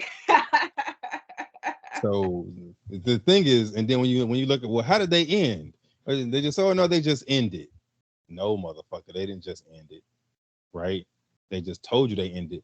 They rebranded themselves. They Mm. rebranded themselves as the Roman Catholic Church. The Ah. Holy Roman Empire, Facebook turned to Meta. The Holy Roman Empire turned themselves into the Roman Catholic Church. Mm. So post reset, they came. They know they didn't want to be an empire. They want to be the church, right? And so they made. That's why everything is under the Vatican, right? That's why the Vatican rules everything, because the Vatican is the Holy Roman Empire. It's the Mm. Roman Catholic Church, right? Um, and so even today, like the papal bulls and all that shit never ended, right? No. So the Emperor Constantine, or the Emperor whoever the emperor was, they changed their title to what? The Pope. You know what I'm saying? Again, it's all a marketing thing, right? They never went nowhere. They're still fucking here. The people Mm. that fucking reset the world, they're still running the world, and they're still fucking resetting this place. You know what I'm So saying? so to bring that into, of course, I'm gonna always bring up New York because I feel Mhm. like living in New York, like you just can't walk around without seeing something that sticks out. Like, where did that come from? Like literally, like and these are things that I probably seen growing up, but because of where I'm at, and studying things, I'm now looking at things differently. I remember when I was even driving, I think I was by like 8th Avenue. Don't quote me, y'all. I was somewhere in Midtown though, and there's this building, and you can see, how you showed the thing that was in the sky with the copper. In that building is a globe. I could see Mm, like a globe or something in there. But mm, I was trying to zoom my camera and I couldn't get it. Like the closer the camera got, the more blurry it got, right? But it was like a globe inside of like this like pointed like design on top of the mm. building. It was like way in the sky. And I'm like, I'm looking at, now mind you, I would have never probably do this before. You know what I'm saying? But I don't know why it caught my eye. And I'm like, is that something in there? And I'm like, what is that? And I'm like, I see around there. I'm like, it looks like a globe. So like you starting to see these things around you. You're like, wait a minute. Even like when I went to DC, right? And I've been to DC as a kid, but I recently went because I was handling some business this past summer. And I'm looking at the buildings and I'm like, is that an Indian? Like, wait. Yo, they're obsessed with Indians. And what's crazy about it? And because if you ever look at the depictions that they have in it, it always looks like there's a transfer of power happening. So it looks like the American Indian, either they're holding some bowls and American flag or something, and it looks like they're passing it to this other group, right? And I always ask myself, like, because I've heard all the theories. Trust me, I've heard the theories of what really transpired between the American Indian and these others, because I can't tell you what they were. I want to say European because that's like the most cliche to say, because we could figure them to be Europeans. At the same time, I know that European, or the concept of Europe, it's a very new concept, and it's really just carved out. It's not even like its own landmass. It's literally, Yeah. so it's like whoever these people were. I've heard the theories of there was a transactional agreement. I mean, we've heard about the sale of Manhattan, how the I believe that was a Lenape tribe sold Manhattan for $5. And but see, then there's another theory. There's another theory that it wasn't just $5. In fact, there was an exchange of elementals that, because when you think about the Iroquois Confederation, if you guys don't know the Iroquois Confederation, they are made up of the 5 indigenous tribes of the Canadian, lower Canadian New York region. So it's like the Mohawk, the Cayuga, the Onondaga, et cetera, et cetera. Okay. These tribes all have a role in gatekeeping borders of this particular side of the country, right? You have one tribe that was like gatekeepers of the Eastern Door, gatekeepers of the Flint, gatekeepers of the this. So they all have a role in how they're supposed to be literally using the words gatekeepers of these particular areas. But there has been contact with these tribes and they're just now admitting, like for instance, the Vikings, they're just now admitting that before the European came, Vikings were here, right? So the Vikings came, they're claiming, right, because we got to go by the calendar. They said the Vikings came around 1100, I believe they said. And the Vikings stayed for about 700 to 800 years. Let's do the math on that, though. So it's like, so the Vikings, it's funny because it seems like the Vikings was the time period they give the Vikings being here, it kind of flows into the time period they talk about the Knights Templar. So when they talk about the Knights Templar, we're talking about, they say 1100, 1300s, et cetera, et cetera. And they claim that the Knights Templar was dissolved in the 1300s. But then mysteriously, we still see people committing to be Knights Templars today. In fact, you may even see some of the roots of like things like the KKK having some roots to some of these Templar orders. So, you know, we know that they lie about that. Like things they say dissolve, it don't dissolve, it just kind of rebrands and rebirths itself in different aspects. That's why they have so many different secret societies, because they're just kind of rebranding to be different brands. It's all have the same like origin point at some point though. It's part of the confusion. They want to keep people off balance, so they don't know what the fuck is going on. Exactly. Mhm. Even the people who join, even Yeah. they're confused, because even there, if you ask them certain things about, you know, what those civilized those societies may have been a part of in the past, a lot of them don't know. They're like, I didn't know they do that. I didn't know that. I didn't know that. So Mhm. it's like it's even for them to never also not have the right answer. So we're kind of going back to it. So we got so we're dealing with this time period of with the American Indian and the gatekeepers of this land, um, and how at this transaction there was a transfer of power that happened, and that transfer of power, well, we can speculate, did it happen under duress? Did it happen because they were defeated? Going to your point about the fights, was it a part of the deal? You know, if we whip some ass, I gotta start handing this stuff over. Like, come on now, don't make this hard for us. Don't make this hard for us. You know. But I want to go back to the buildings, okay? Because we're talking about American Indians. The buildings now in New York City public schools. For those of y'all who know, a lot of our schools look like castles. Okay, literally, they have gargoyles on and everything. Mhm. As a child, I'm so used to seeing that. I never looked at it that's weird, you know, until once again I studied and I started looking at things a different way. Um, Literally, my grade school, my K through 6th grade school, but it's a small castle.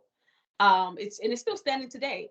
I noticed, this is what I noticed, because my middle school from Brooklyn, they demolished that school, but it was a new age style school. I Hmm. noticed that the old castle-like buildings that my other schools were in, they're never getting demolished though. They just kind of either they rebrand it, they turn to something else, or they just operate It's normal. They're never getting like closed down for good and like the way they demolished the whole building. The way how I saw my middle school in Brooklyn, that got demolished. You know, so it makes me wonder once again, maybe that's a part. I'm gonna stretch it a little bit. Maybe it's a part of some of these treaties. They not rearrange the landscape too much. I've even heard the theory of the street names. They're not supposed to change certain names in certain locations, which is why Mm. where certain tribes are, you're gonna find certain names in those areas because that's a part of almost like the law of the land. You're not supposed to change the landscape too much. So though they're, as you can see, they're building buildings around these castles, you know. Um, but I'm gonna throw it back to you though. So tell me, what's your thoughts about these ancient buildings in places like New York, Chicago? You from Chicago, so you gotta put us on game about Illinois. And what was their purpose and who was occupying it though? Since we're saying it comes from a different. Right. Um. So, so again, you gotta look at the context, right? So everything is about context. Um. When you put things in a proper time period and you look at what was happening at the time, things make a lot more sense. All right. So um, post reset. Okay. So when we start talking about the reset, the shit started in Eastern Europe, right? So when you look at like what's it like Budapest, Russia, Belfast, like you look at the capital cities of all them fucking places, the architecture is bananas, That's right. bananas, right? And so um from that, then you get the what they call the Crusades was nothing more than them making people pledge allegiance to the Roman Empire, right? So I think that's where the Nicene Creed came from. You know what That's I'm right. saying? Where you came, you said either if you were going to pledge your allegiance to the Roman Empire and agree with the new religion, because they made up all the religions that we know of, Islam, Christianity, Judaism, all that shit was made up post reset. Okay, but that's not conspiracy 101. Like you have to get into that shit. But all of that shit is new, right? And it's not fucking thousands of years old. The books ain't thousands of years old. All that shit was made up really, really recently. I did a You know what? I was even shocked to hear that the Ethiopian, they said the world's oldest Bible from Ethiopia, it was only written in, they said, ninth century. So wait a minute. That's not, that's old, but it ain't that old. hey yo, hey yo, hey yo, hey yo. So, dude, I did a podcast a couple weeks ago, um, and the title was "The Tower of Babylon." The Tower of Babel was an event, right? Mm, It's the reset, right? That's when they invented all these languages. All these. Did you know? Um, in 1800s, like in like 1810, only 2% of the people in France spoke French. Can we mm. talk about that? You, I you, told you that. Yeah, yeah, yeah, yeah, yeah, dude. So the question you is, if they didn't speak have, French, what the? I'm like, wait a minute, because I'm telling you, Lynell, when you drive, I think I think it was the language piece because I Yeah, already had a picture. I knew the pictures were fake, but then when you dropped the language piece, I said, God damn it! Now I gotta figure out, is anything that I know real? yeah. So, um, so understand, so that they reset Europe, okay. So remember we're talking about the Holy Roman Empire. So after that, so everybody who talks about reclaiming their sovereignty, what do they talk about? They talk about agreements and contracts. So what did they do? After they defeated the Tartarians here, or the whoever the fuck was ruling the shit, right? They made agreements with whom? They made agreements with the French, like with the royalty, the people that were going to take over France, the French, the Dutch, the British, and the French, Dutch, Spanish, French, Dutch, Spanish, and the Right. English, right? They made Mm-hmm. agreements with them, like, you know what I'm saying? So this is when they were like, yo, go conquer, spread the word, spread our word, you know what I'm saying? And so that's when When you start looking at America, you see shit start getting carved up, right? So the British get the East Coast, they get the 13 colonies. The Spanish, they grab Florida. God damn it. The Dutch, they go into Canada, right? And the French, they come into Louisiana, right? And so that's when you get America getting like invaded by all these different motherfuckers because Yes. they had already reset Europe. So now it's like, yo, they're rushing over here to see who's going to rule this place. And so Oh, as they were, don't forget one more group.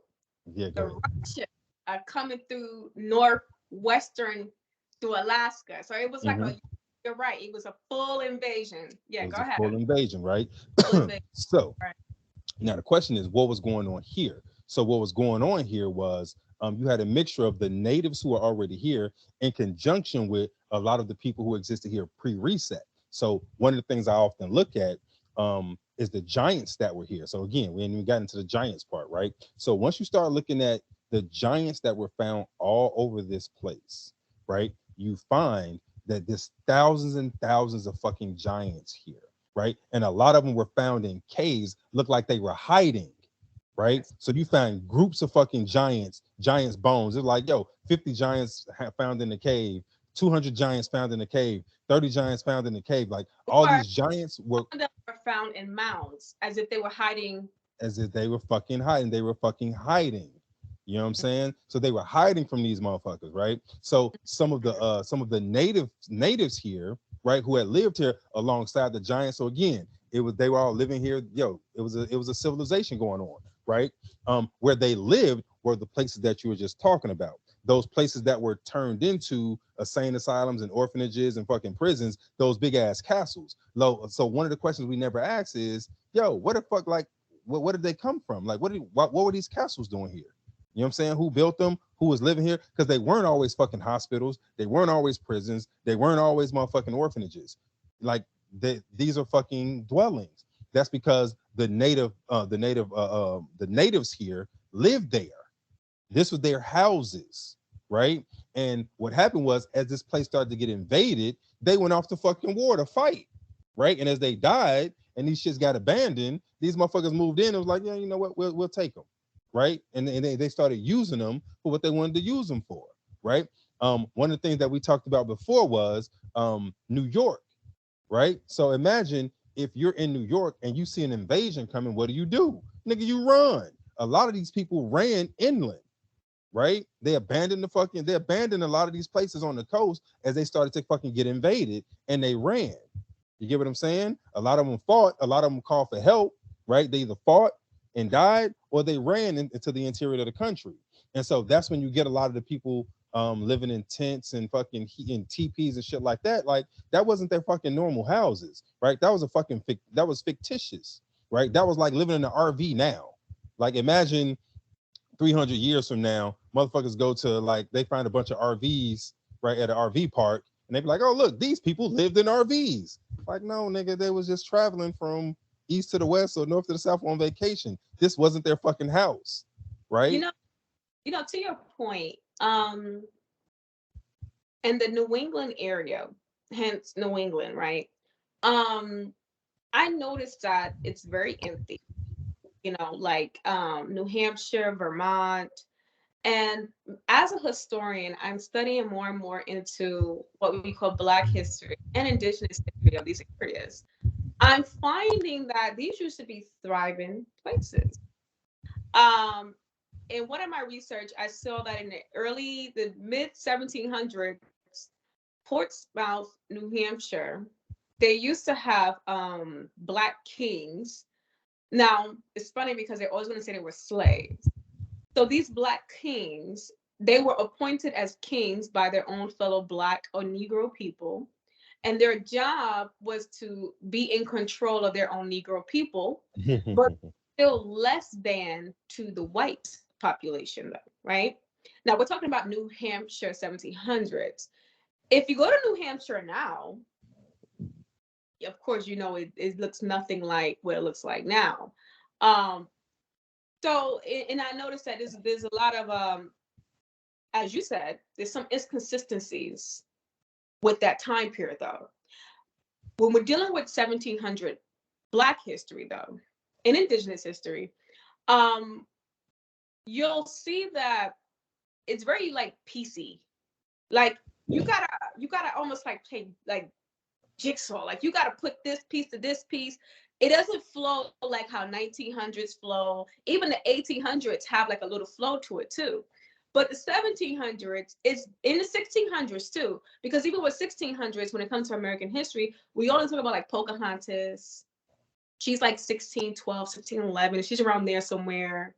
And then it jumps to like 1619, Africans came. And then it was like 1650.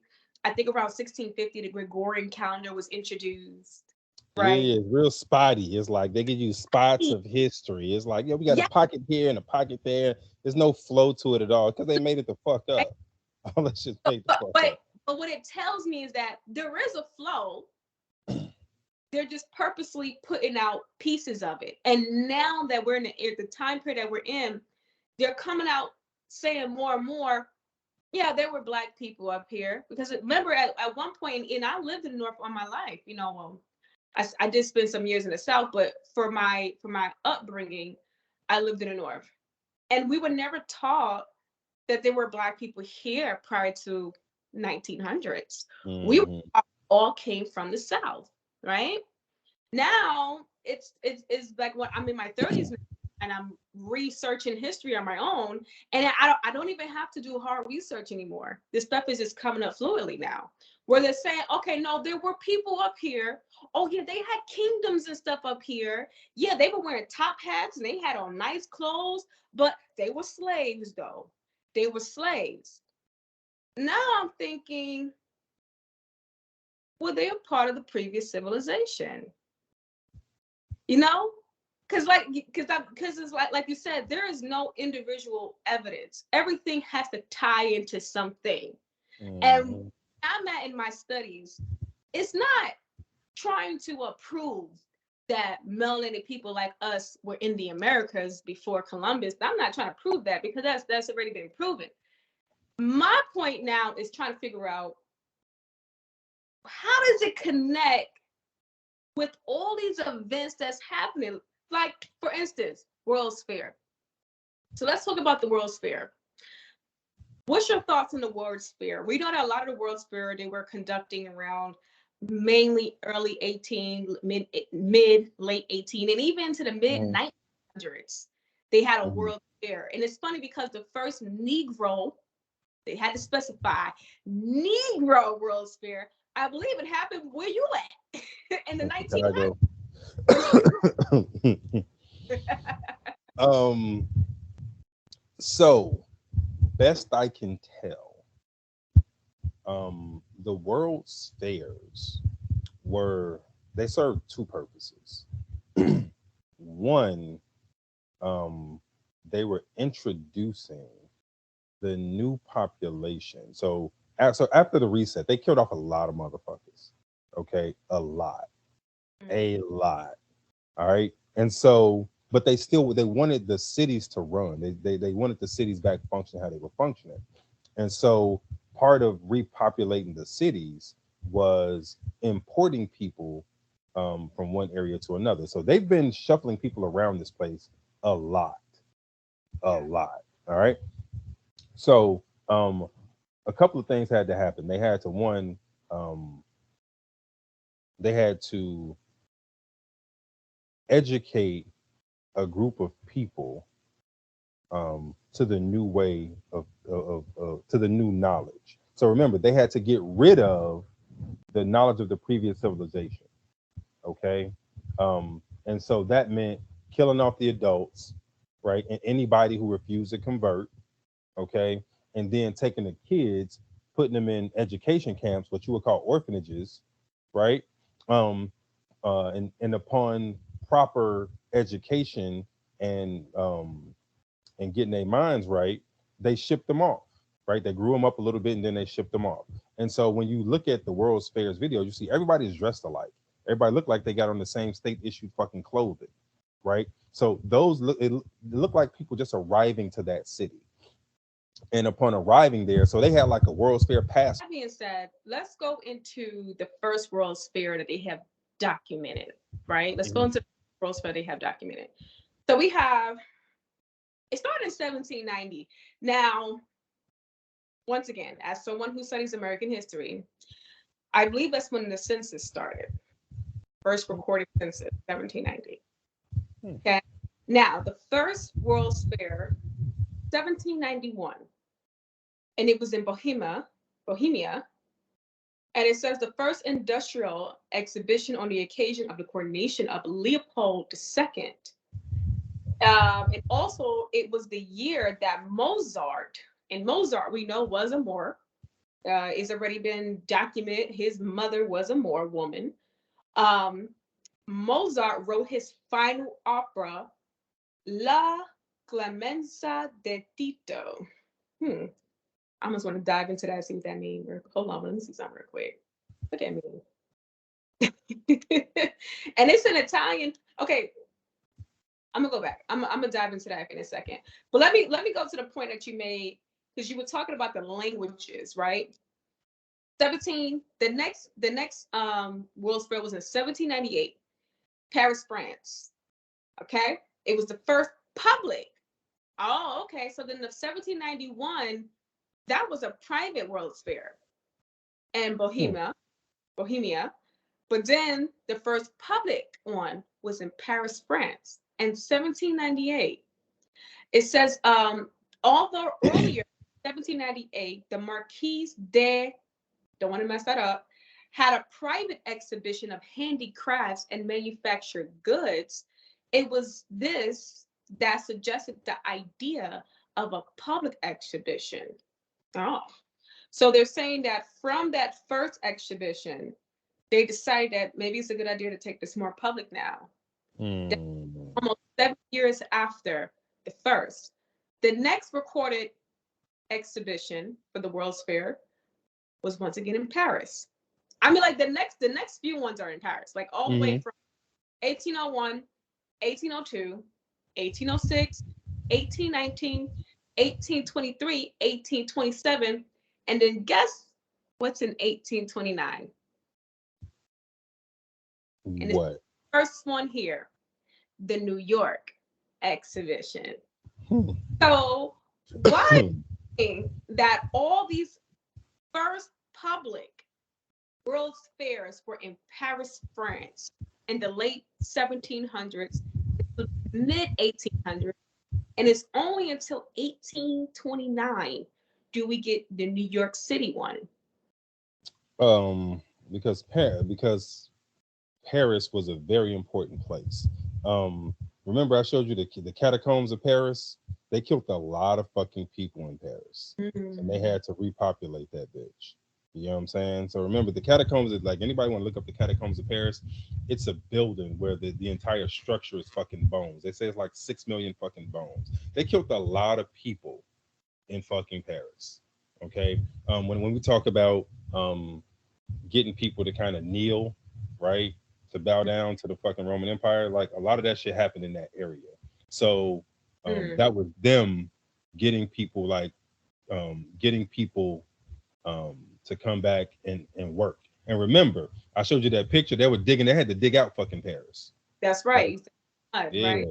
yeah. So a lot of shit happened in Paris, and And so also, they had. Hmm? you mentioned the language. Dude, they had to fucking. So one of the things that they talk about is so actually I dug into this too. They talk about the French Revolution, okay? And so um so they talk about actually trying to restart the calendar in France. Like they started a whole new calendar, and they were starting at like year zero, right? So they were doing their thing where they were trying to reset. They were like, yo, let's try out some resets, right? They tried a new calendar, they brought in some new people, you know what I'm saying? The shit didn't work out. So they're like, all right, fuck these, get rid of these motherfuckers. Ain't nobody speak the language. They had to invent the fucking French language, right? Only 2% of the fucking population spoke French in fucking in the Right. mid 1800s, right? So Paris was the first place they had public schooling, right? Free Mm. public schooling was in Paris. How do you reset this place? You send the fucking people to school. You send the kids to school. That's how you teach them what you want them to know. You get what I'm saying? So Paris was ground zero for a lot of this reset shit. That's why they kept fucking meeting there. Like, all right, well, let's try it. Let's see what we can do. They bring all these fucking people here. Yo, nope, kill them. Let's try it again. Like I said, a lot of shit happened in fucking Paris. You get what I'm Mm. saying? See, that's starting to make sense. Like I said, but what I'm doing and what we're doing together is like we've always done. Yeah. I take my American history, I take your studying as well, and then I try to merge the two, and I say, okay, now if I have to delete something out of my study, then I have to delete it, and I'm okay with that because I'm okay with understanding timelines. Once again, we're talking about the construct of time. I don't know. Did you hear they even talking about changing time again? Like they actually are talking about they want to change the clock. Like I just did a whole write up on my website about that. Change it to what?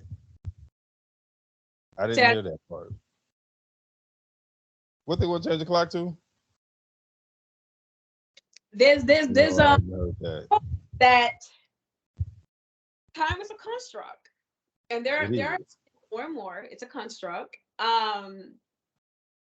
The only clock that tells the time for the rest of the world is as far as like 2 hour time that we're on right now. It's right here in America. It's called the America's Master Clock, Hmm. and they're speculating on what to do about time.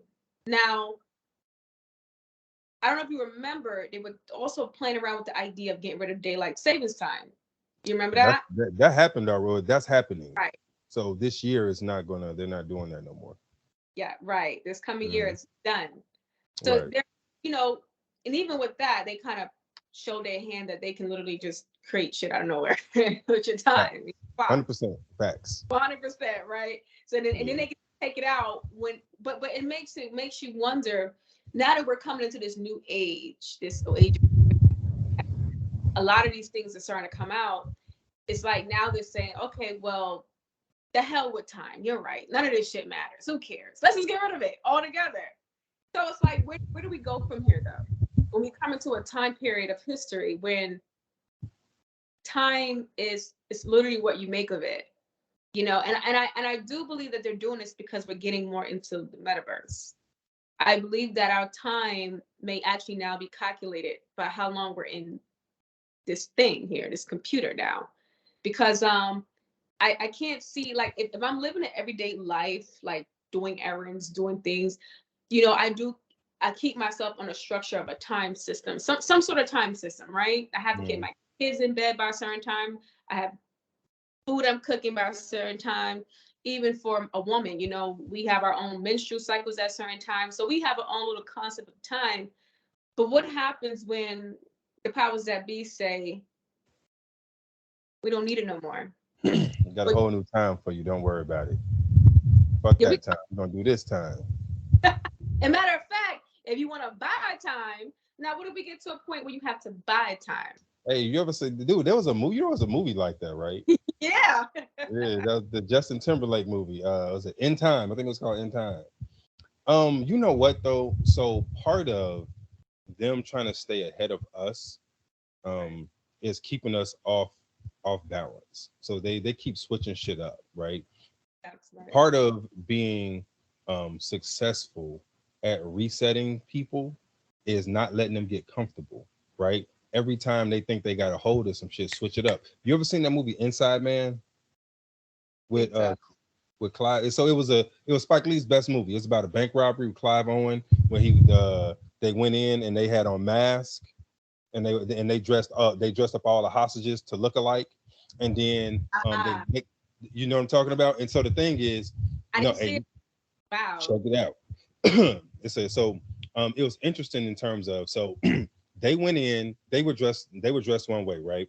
Then they dressed all the hostages up to dress just like them. And so what they did was, they separated the hostages into separate rooms, right? They had them in like 4 different rooms. And then every so often they would just switch up all the hostages that was in different rooms, right? And so in doing that, they kept the hostages off balance. So the hostages didn't know who was a bank robber, who was a fucking hostage. You get what I'm saying? And Right. so at the end, spoiler alert, at the end, the legit hostages, um got mixed in with the bank robbers, and all of them just fucking walked away because every now and again the bank robbers would sit in with the hostages, and if like the mask would come off and they'd be like, and so they would get seen as, oh no, he was a hostage too, he was a hostage too. Like all these people were seen as hostages even though they were fucking bank robbers, right? Wow. And so it was Hmm. part of creating confusion, create confusion, keep people off balance, mix them up, and in that way you can do what the fuck you want with them, and they don't catch up. And so like now, see how we're coming to like this knowledge is like, yo, we're putting shit together. Oh shit, these motherfuckers putting shit together. Let's switch this shit up again. Let's You just get switch what I'm it. saying? To try to keep us off balance, right? And hope that we lose motherfucking we lose our grip on what's going on. We lose the little focus that we got. We lose the cognition that we got. That's what all this shit is about. I'll say this even for myself and dealing with like family history and stuff. I never resonated with anything they taught me as a child. Like I just never resonated with it. I never wanted to claim another land as my own, like it just, I didn't resonate with it. And I felt like, I don't know what it was, but it was something just very, just wrong about it. Like but I never thought about it, but I went on this, like this really honest, this innocent journey of just wanting to learn my family's history. And like the more I learn about especially this area of America, like this New England mid-Atlantic area, our history up here, it don't fit the narrative. It don't. And it's like, and but when I try to explain the history up here, because it's even for me to explain, it's kind of hard to explain. Other people from other regions will feel like, are you showing off? Are you trying to erase our history? Are you trying to erase Black history? But it's like, no, like if you really understood it, and this is why I give a little credit to the Moors, because the Moors have been trying to like wake it up, like, hey y'all, what y'all think y'all know about, Black history in this country? It's not always cracked up to be. They only start you at 1619, but they don't tell you that people been here, and they don't tell you about prior to 1619, there were melanated settlers that were here as well, coming here. They don't tell you that on the Mayflower, there were Black people on that Mayflower. They didn't tell you that there were Black pilgrims. And now there are literally articles coming out talking about the Blackamoor that was at Plymouth Rock in the early 1600s. And you're like, but you said we came in 1619. So just starting with Black history in this country, the further you go past 1619, it is going to open up a door of a lot of questions. And this is what further and furthers my processing into a reset. Let's talk about, what is your understanding of the Black nobility of Europe? And did you ever study that in your reset? Because you said that Europe got resetted Mm-hmm. and then they came to the Americas. So what Right. were the understandings of that? Because a lot of people, they may not understand what you mean by that. Like, what do you mean Europe was resetted? Then they came to America and brought that same game plan here. Right. All right. Hold on. It's because it's something I wanted to show you. I thought, what did I do with it? Hold on, I wanted to show you something. Time, take time. While you Uh, look at, you ready? Let me know if you're ready. If no, you're not, you can say something. yeah, I'm gonna talk until you bring it up. So Um, so because it was something specific you just said about, and I'm trying to think, what the fuck did I do with it? So I generally take things. the Black nobles, No. So it was about. the So you were talking about the history. Black, You're talking about the history of this place. right? Um, and I wanted. It was literally something like. So whenever, so I don't know, like when I share my screen with you, you can see my Uh-huh. like all the tabs I got. So I separate my videos and my pictures and shit. Um, and so it's a video like I just grabbed because I had been looking for this shit for so fucking long. And Go. no. Wait. I cut this part out. God damn it. All right, hold on. Wait. Dude, I can't. What the fuck did I do with it? Um, What is it about? Europe? no, it was about the Civil War. Oh, the Civil War. Okay. Yeah, so it was more about uh so we talk about, wait, is this it? No. Like the black landowners and this. Yeah, no. It was about tech. Oh, And what they were hiding. It was hmm. about the shit they were fucking hiding. Hold on. Who the Okay. fuck? Wait. Wait, let It's, me find. No, that ain't it. Is this it? Nope, that ain't it. That ain't it. Yo, what the fuck did I do with it? Hold on, let me see what I think it was let me see if it's in my history. Good. All right, so check all right, so check this out. So mhm. you mentioned about the history. You're like going back to like the 1600s. It's like, yo, it was obviously something going on. Mm. Um, it's even like I said, once you get into the past 1800, it gets real strange. I want to show you something. All right, so I want to show you. Hold on, let me share my screen. Let me make sure I got it pulled up. All right, cool. Yeah, let me share my screen. I want to show you something how strange it gets. Yep. You see that?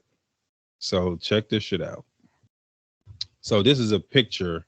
Um, so it's from a video called Vanilla Sky. So I want you to notice whenever they show these old pictures. So you see these buildings. Notice these old pictures. Look at Yeah. the sky, right? Look at the sky, Very right? See how white. it's grayed out, Yeah. right? Very. It's like, yo. So they'd have you believe that, oh, um it's just a picture. It didn't have, the wasn't a good quality fucking film, this, that, and the other. Bullshit. So I don't know if you can tell like here, but it's been photoshopped. They've Mm. grayed out the sky intentionally. You can see right here, it's been fucking photoshopped. So here, look at this. This Oh, is this is zoomed in. They photoshopped the yeah. skies out, right? So Hmm. you ain't gotta say they photoshopped the skies out. That's terrible Photoshop.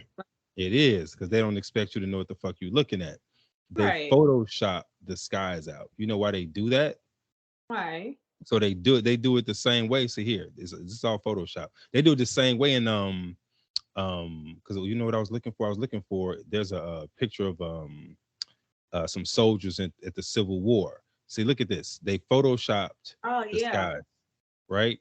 So the Wow. reason that they do it is because what they don't want you to know is that they have flying machines at this time, right? So they had Mm. fucking zeppelins, right? So if we go back and we look, I think I was what was I looking at earlier? I was looking at some tech. Let's look at the tech. Um, so what they don't want you to know is they actually have flying machines at this time, right? Mm. Oh shit, you can't see that. So if you look at a lot of the buildings, you ever see these things, these little things right here at these Yeah. buildings in New York? You've seen them before because we Yeah. got I've them in seen. Chicago. You know why? You know what those are for? So this is to charge up the Zeppelin, and this is the landing dock for the people, right? The buildings are meant for people to travel via airship. Oh wow. Mm-hmm. Zeppelins. Oh wow. Yeah, they had Zeppelins, right? So I was gonna find you a few more. They had Zeppelins, right? The Wasn't it like a rock group called Zeppelin? Led Zeppelin. Yep, Ha ha ha. yep. Mm-hmm.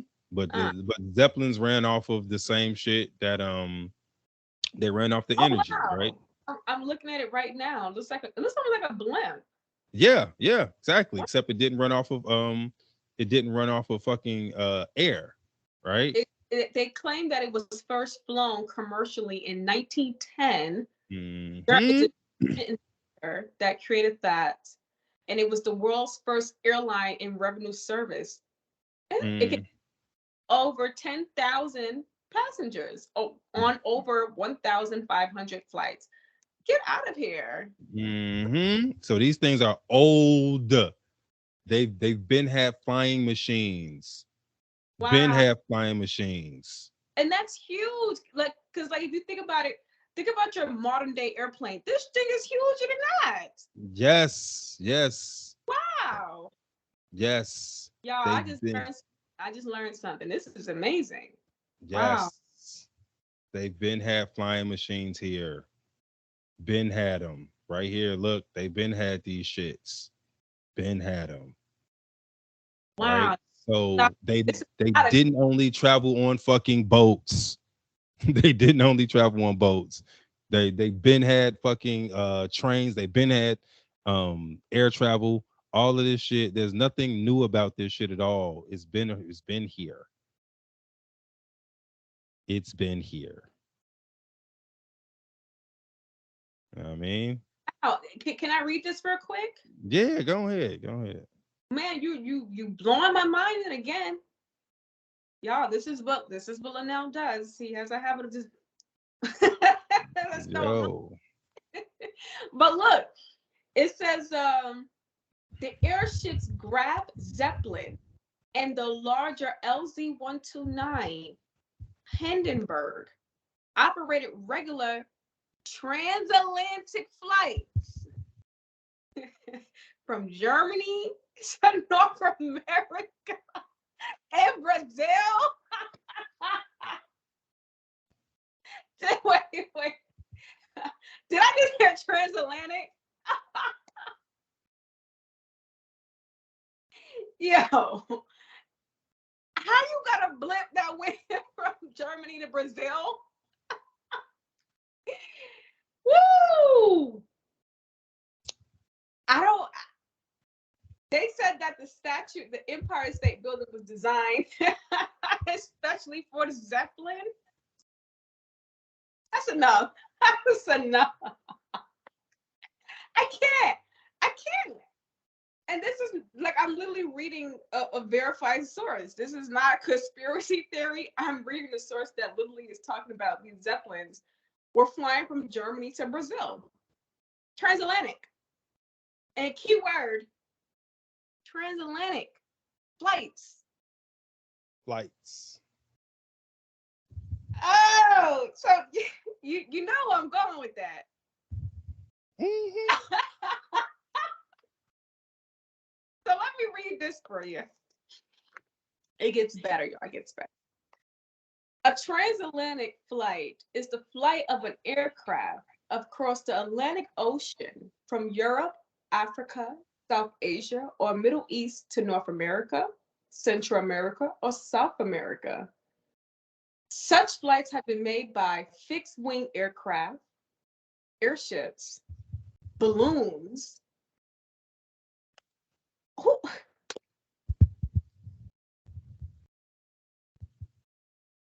who,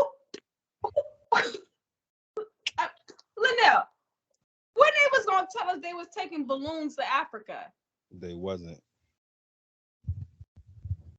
y'all, that's enough.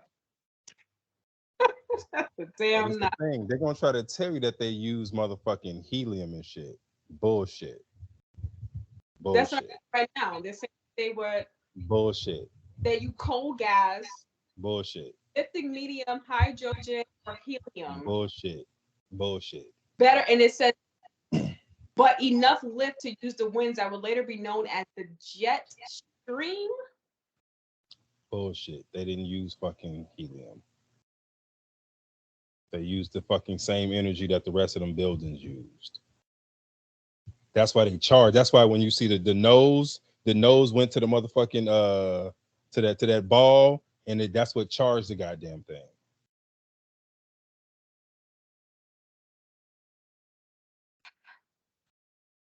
We, because I'm thinking about Tesla, the charge.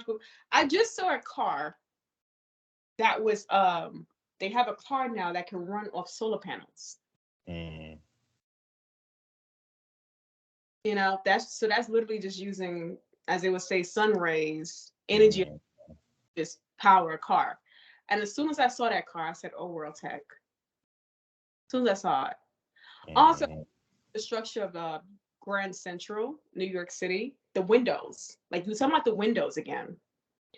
The windows, they're not just windows. They literally were energy sources where when the sun beams in, it's supposed to light up.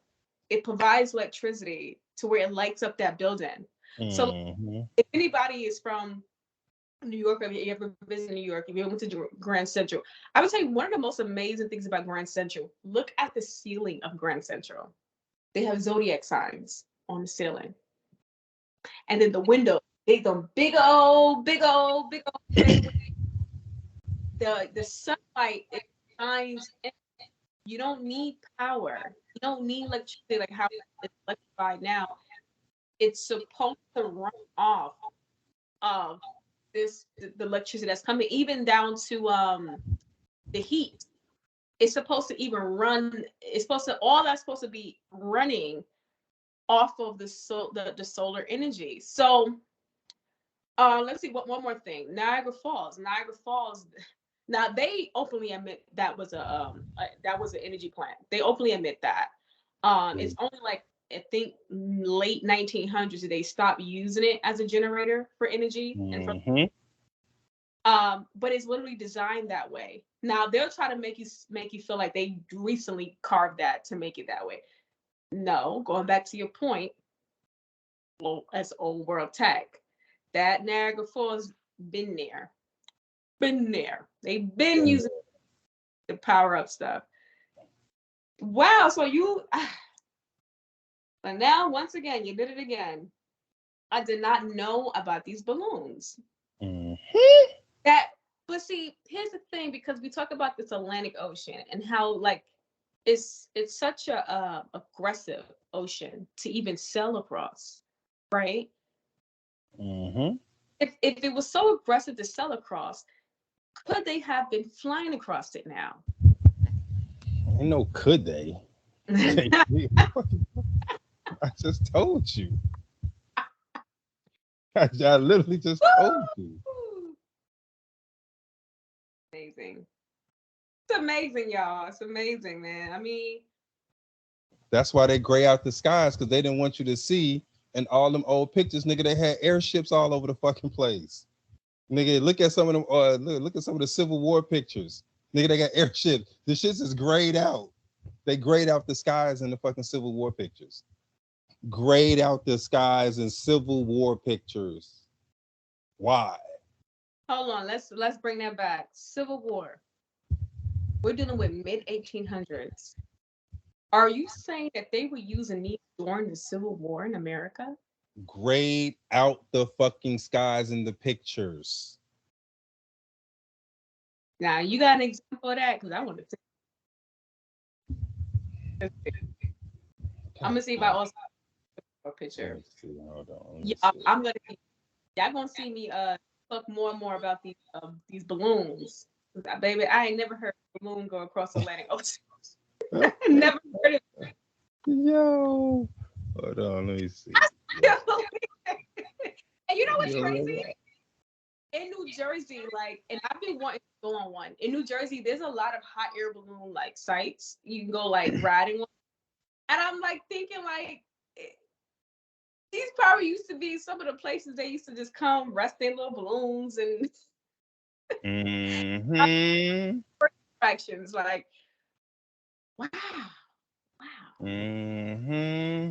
Hold on. I can't. Let me see if I can Yeah. find a pic as well. Hold on. Let me see. So it's one specific one that I'll be looking for. Because like you can see it super clearly. Hold on. Let's see. There's a bunch more of this shit grayed out. So hold on. Yeah. Wait. Wait. Do. They call them vanilla skies. Vanilla skies. Wow. Vanilla skies. Um, here I'm gonna show you. So this ain't the I ain't found the Civil War picture yet, but I want y'all to see what I'm talking about.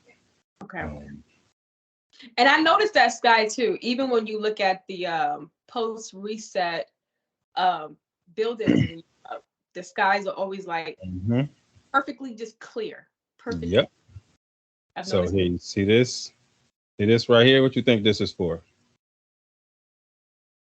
Yeah, that would That the charge. yep, and you see these shits everywhere, Wow. everywhere. And so this ball right here, the Zeppelin puts its nose to the ball, charges it up, and the people fucking exit.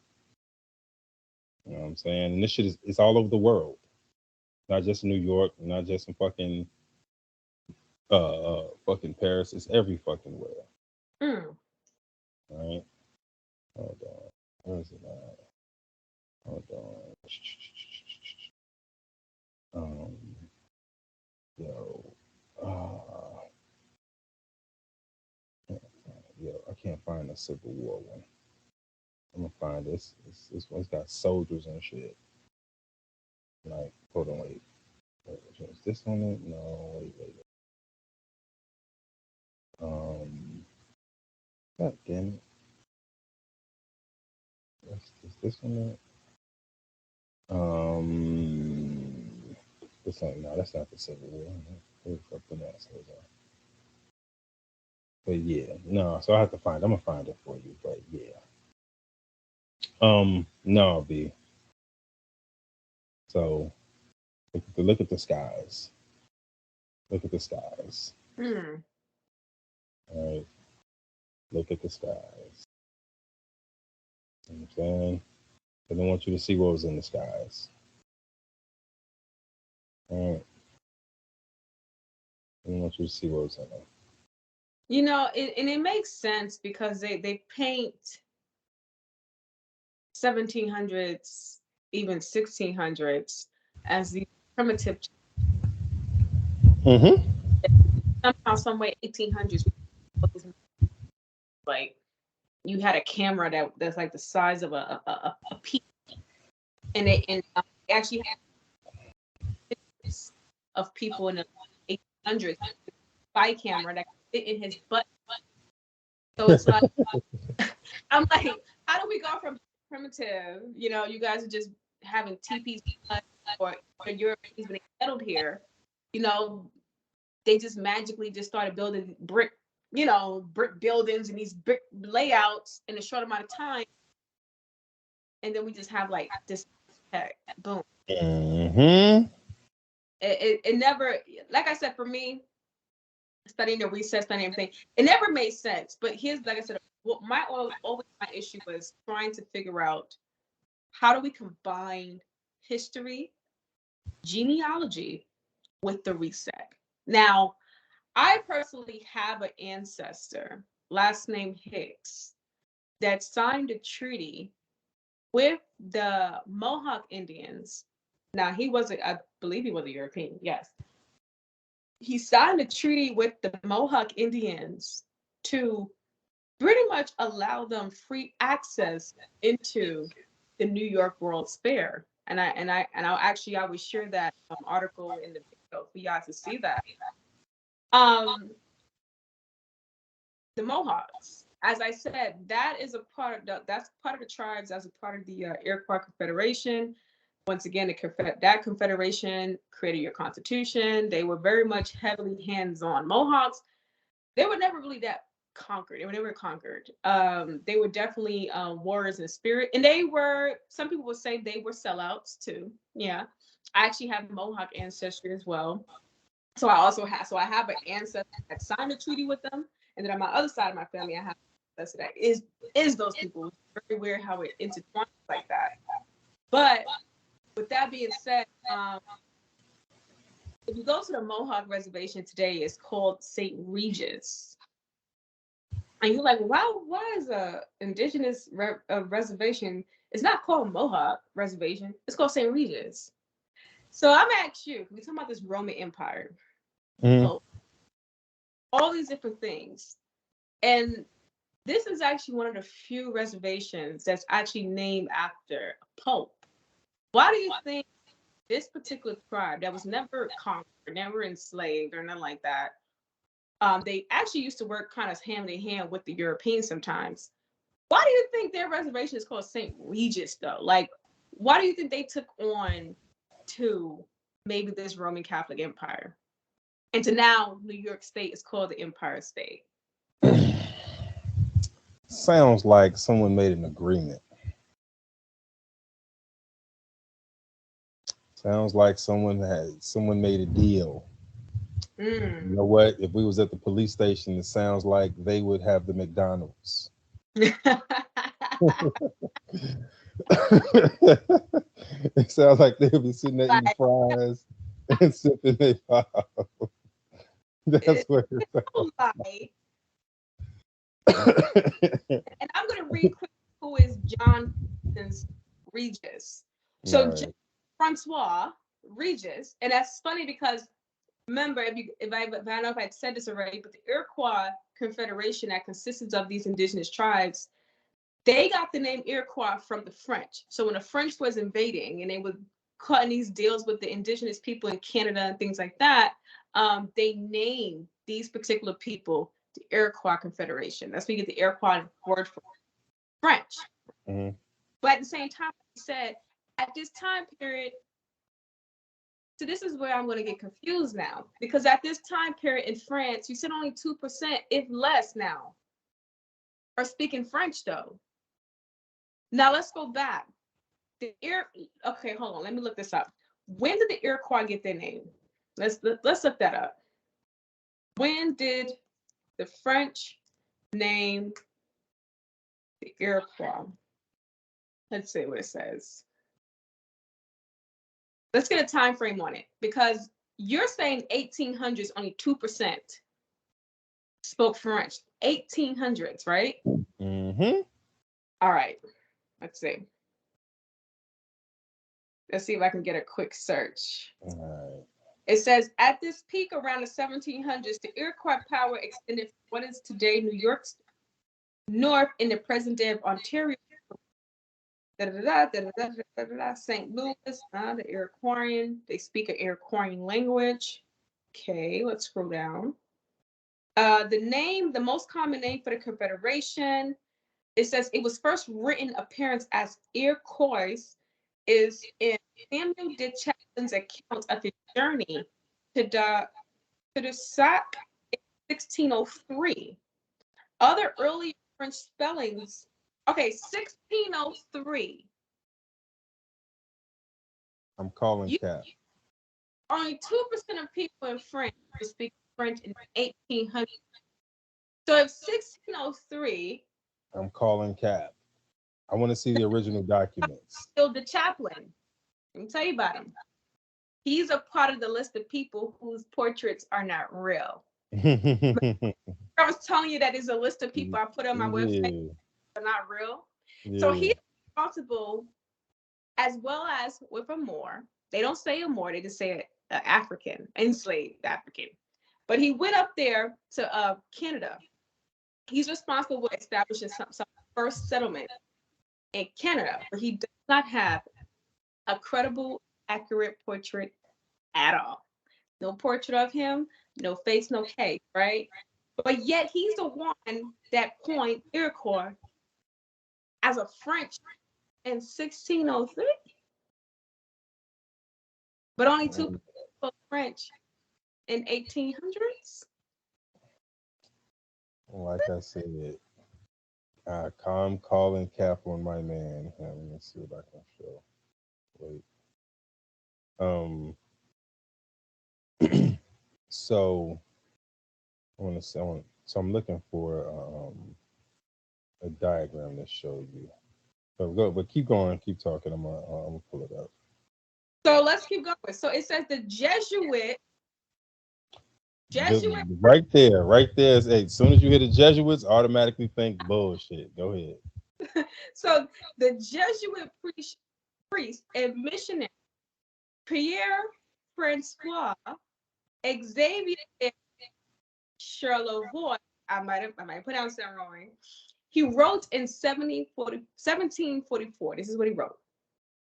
The name Iroquois is purely French and is formed from the Iroquoian language term hero or hero, which means have I said, with which these Indians close all their addresses, as the Latins did of the old with their, which is a cry, sometimes of sadness when it is prolonged, and sometimes of joy when it's pronounced shorter. Very interesting. But the Iroquois, but what is an Iroquois language? Some If shit they made up. they made that shit up, because if you think about They it, these are made up. different tribes, and they combined them and made them the Iroquois Confederation. But these tribes already had a agreement with each other, right? They call themselves the Haudenosaunee people, right? They were the Six Nations. They call themselves. It also means the people of the Longhouse. But when the French come, they create this Iroquois identity, and then they say you speak an Iroquois language. How do these different tribes speak one Iroquois language? How you determine what an Iroquois language is? Like, what does that mean? And what is the Iroquois language, What right? is the Iroquois language? Yeah. Because Right. today, now I have taken some well, not taken, but I've actually sat in like certain video classes where you learn Mohawk language. Most of the tribes, they don't know their language. They don't. Most of the tribes today throughout America don't know their language. They do not. Even if they're on a reservation, they have to take classes. In fact, recently the United States has even they made an agreement to start putting some funding behind language classes for indigenous people to preserve their languages. Um, but if what are you preserving if you don't know it? If it exactly, you're being taught it. You're being taught it. So did you know? So we talk about they had uh orphanages. You know they had orphanages, right? Yeah. So That's it. they had Yes. orphanages for white people, like for white kids. They had Yes. orphanages for black kids, Yes. and they had orphanages for Indians. Yes, they did. So the question is, what do you think they was teaching them? They were teaching them their fucking history that they wanted them to fucking know. That's right. We're gonna give you a story. Each Don't group, give you the story exactly. we're giving you a story. That's They, right. they, Because they, I've noticed that, and I've spoken to people who are descendants of people who were in these boarding schools, like their descendants there. And even when I'm talking to them, they have a barren straight mindset. Like that's literally their understanding of their history. So it lets me know. And matter of fact, you know what also was happening in boarding schools? Something that I found out personally. They were given names. Now let me, Mhm. and this is to the audience. Um, this one particular young lady, we met her in Clubhouse, and she was telling us how her grandma was in one of these Indian boarding schools out there in North Dakota. You want me to tell you what that lady name was? Mabel Johnson. Now, if you saw this lady that we were speaking to, she looks like, one of the Mexican, like kind of Native American looking people, right? Mhm. Her grandma also kind of looks like that too, right? But let me tell you what they were doing in some of these boarding schools. They were switching our identities through our name. Facts. Facts. Because you have a name, and we're not going to play the PC political correct game. No, Mabel Johnson, that's a down south name. We ain't gonna play that game. Facts. That's a grandma from the south. Yeah, but Maybell, Mabel, baby. Maybell, get your ass up in here. The girl also has this name.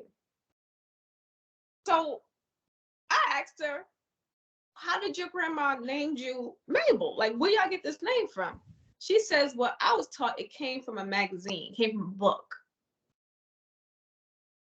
I don't think people just naming their kids Mabels from magazines, baby. Maybe it was Maybell Lean. Maybell Lean. Last name Johnson, right? Yeah, Maybell Lean Johnson. So Yeah. a part of the reset was not just like you said, we're reteaching your history. Now we're going to switcheroo your identities, That's right? what you know. Yeah. Which are identities. We're going to give you these people names from the Southeast. Even some of the white people, we're going to give you some of their names. Some of you black people, we're going to give you some of their names. And that's how they were switching, ruining Mm-hmm. out identities as well to where we are today. So when Mm-hmm. we look at genealogy records, you got to be careful because some people ain't your family, but they got your name. They got your name exactly. They got Yeah. your name. That's how. So I think we were on our way. But before I brought up the Zeppelins, we were about to talk about the black nobility in Europe, right? Right, I mean, right. so I kind of derailed this with the fucking Zeppelins. My bad. But And Zeppelin was key because it makes sense how royals were getting over here, though. Because you think about, am a royal going to be really sitting on a damn ship? Do I have to do that, or I can get here? no, What? no, you hop on the plane, catch a flight. They've been catching flights for a long time. Niggas been getting flued out for a long time. Just want you to know that. Like that is not some new shit. It's not new, All right, right? let's the black But noble. but back to the black nobility, same thing happened with them though. So remember, we were talking about all those bones in the catacombs. They got catacombs in fucking in Sweden, France, Brazil, Peru, everywhere. So just bones. Just Google cathedral with bones in it, right? And you'll see them every fucking where, right? So the bones that those are your black nobility, right? So when people say, "Yo, what happened to them?" That's them. Mm-hmm. That's them bones right there. There's a term called medical cannibalism. Okay, so this is where they explain to you why they were eating fucking people. They say, "Oh no, no, no, we were eating people for medical reasons." Nigga, please.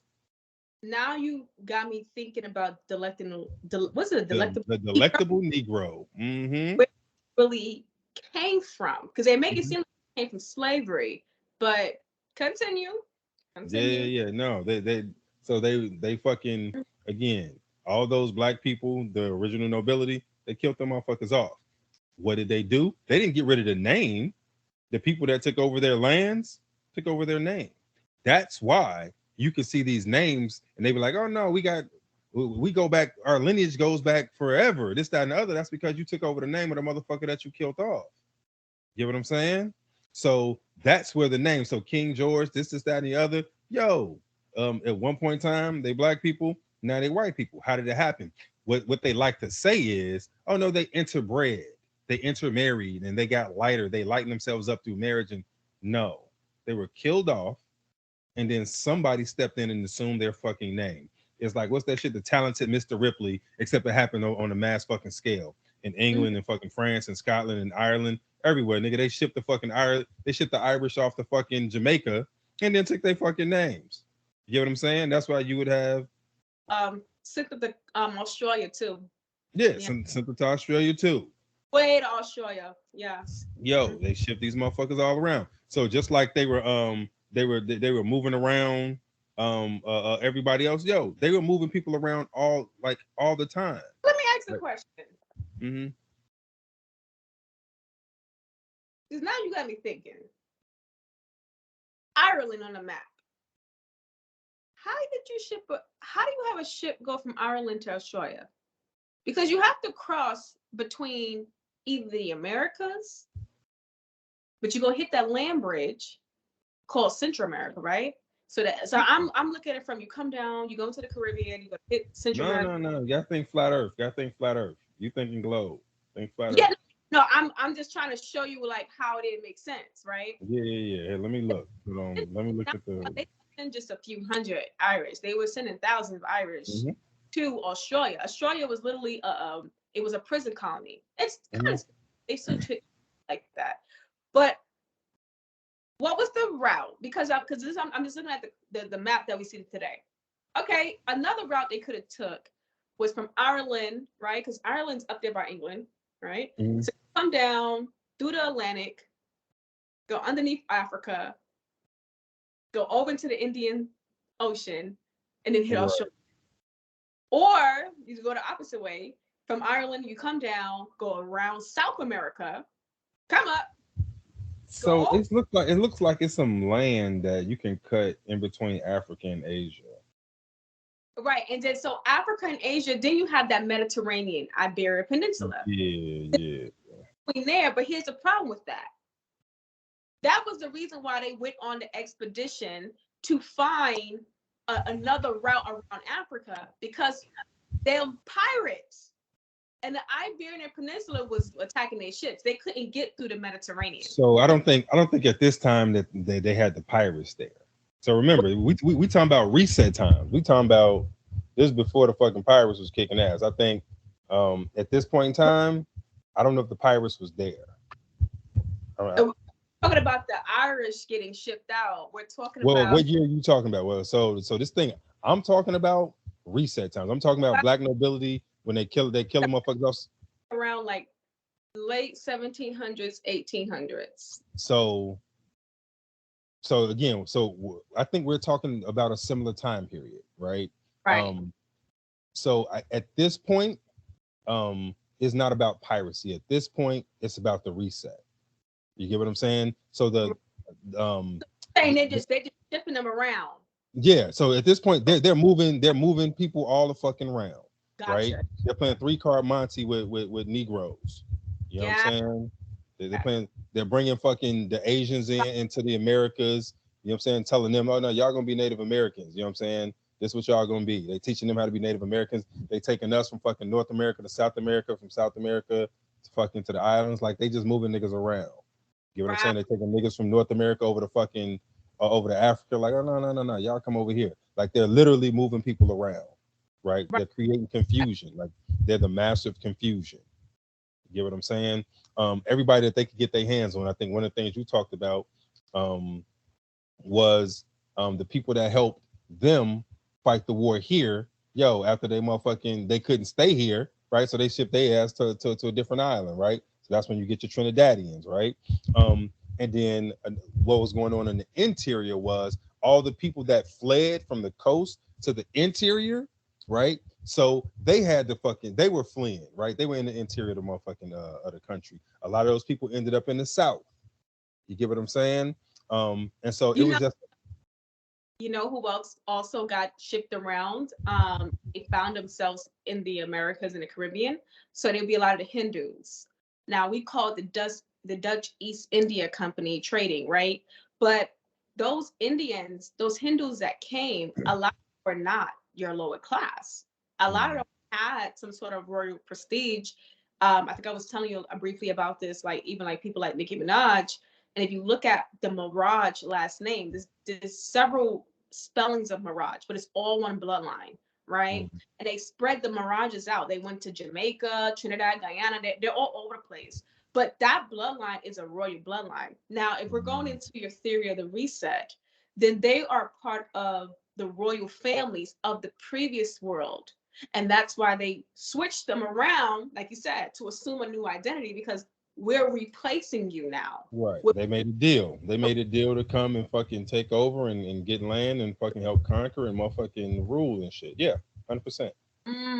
Okay, that makes sense because I'm like when me and my other partner, shout out to Gentle Bull, like we've been studying the Hindu dynasties and how did these powerful lineages end up in America as indentured servants? Like what? They made a deal. Like, it's a bunch of deals to be made, right? Anybody that was willing to get underneath the fucking to perpetuate the Holy Roman Empire's mission of resetting this place, they got with it, right? So let me ask the question: do you think that today with celebrities, though, because we find that these celebrities always have like these unique lineages, like they always have these, they're related to like. Do you think that what's happening is that those in control are just kind of giving those royal bloodlines of the past, of the old world, giving them roles and positions? They're not really in control, but they still have some sort of like a little bit of leverage of the average everyday. You think that's what they're doing? It's like we know who you are, but we're gonna give you a little something in this society, but you're not gonna be above us, but we'll give you because we know who you were from the previous world. I think it's entirely possible that they keep up with the bloodlines and that they have an idea of where these people come from, right?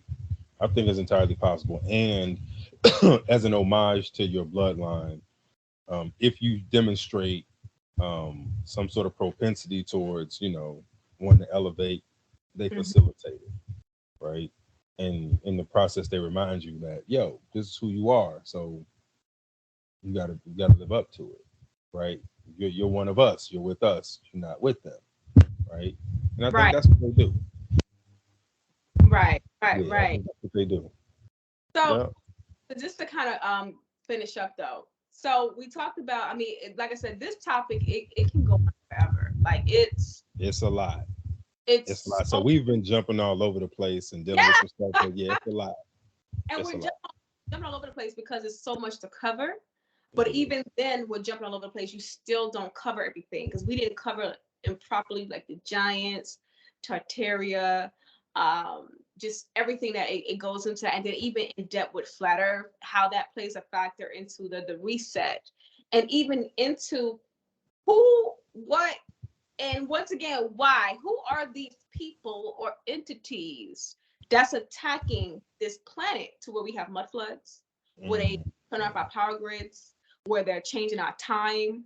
They are literally leaving us in constant chaos, where we're always trying to recoup ourselves. Like, quickly, if you can tell us who or what, who do you think is doing this, or what is doing this to us on this? Um, so just looking at, if you look at who you can't talk about, um, that'll always give you a hint as to who's doing the shit.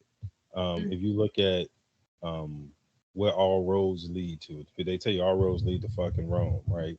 Um, and that it's undeniable, right? So the mechanism of the reset was instituted by the people that are calling themselves the Holy Roman Church right now, the Roman Catholic Church. The Roman Catholic Church literally translates to the Universal Church, right? It's the Roman Universal Church. We talk about the one world religion. It's the Universal Church, right? So the Holy Roman Empire is the Universal Church, um, and they're letting you know exactly how this fucking thing goes, right? So anybody looking to all the people looking to talk sovereignty and all of that shit, they know all of this shit goes back to the fucking Vatican, right? All of this shit, all the power, everything is done in the name of the Vatican. Um, and But are these are the holy? But that's the entity. that's the But entity. what is the who's creating this entity? Like, what is it? Like, what are these humans? They're not. So What are they? so that's what we're digging into now. Okay. So I I don't have enough evidence. So most of the shit I told you today, believe it or not, no matter how outlandish it sounds, I got evidence for that shit. And I think you Right. like, I got when I start talking, nigga, I'm coming with receipts and shit. Um, so most of the I don't have evidence for what I think right now. I'm working on it though. I'm working. I'm putting some shit together. I'm putting some pieces together. Right. I'm working on it. So I It, don't know where they came from. I was literally having this discussion with somebody today. I don't know where they came from, right? but what Um, you say? Are they people? Are they things? Are they you aliens? know, Are they I reptilian? think I think they're as much people as we are, right? They're new here, but the bodies they're inhabiting um, are relatively new here. Um, the souls I think are trapped here, or the spirits are trapped here. Um, and so because they're trapped here, they're making the most out of what they can do. They're trying to control this place. Um, whether they came here voluntarily or they got trapped here. Again, I'm digging into it. I'm digging into it. So I don't want to say too much before I got a cohesive thought to tell y'all. But that's one of the things we're working on right now. Just trying to figure out, who are these motherfuckers and where they come from and why. And why? Right. And why. I'm one. Like I said, I'm with you on that. The who, what, where, and why. Right. Because like I said, once again, the Roman Catholic Church, that is the entity. But there is something or someone or some whatever. There's a group or whatever that had created that. Yeah, for some reason they came, they ended up here, and they're wreaking havoc. Um, What would you say? Because I'm throw this out here. Would you say they're the Nephilims? The The fallen angels. Nephilim.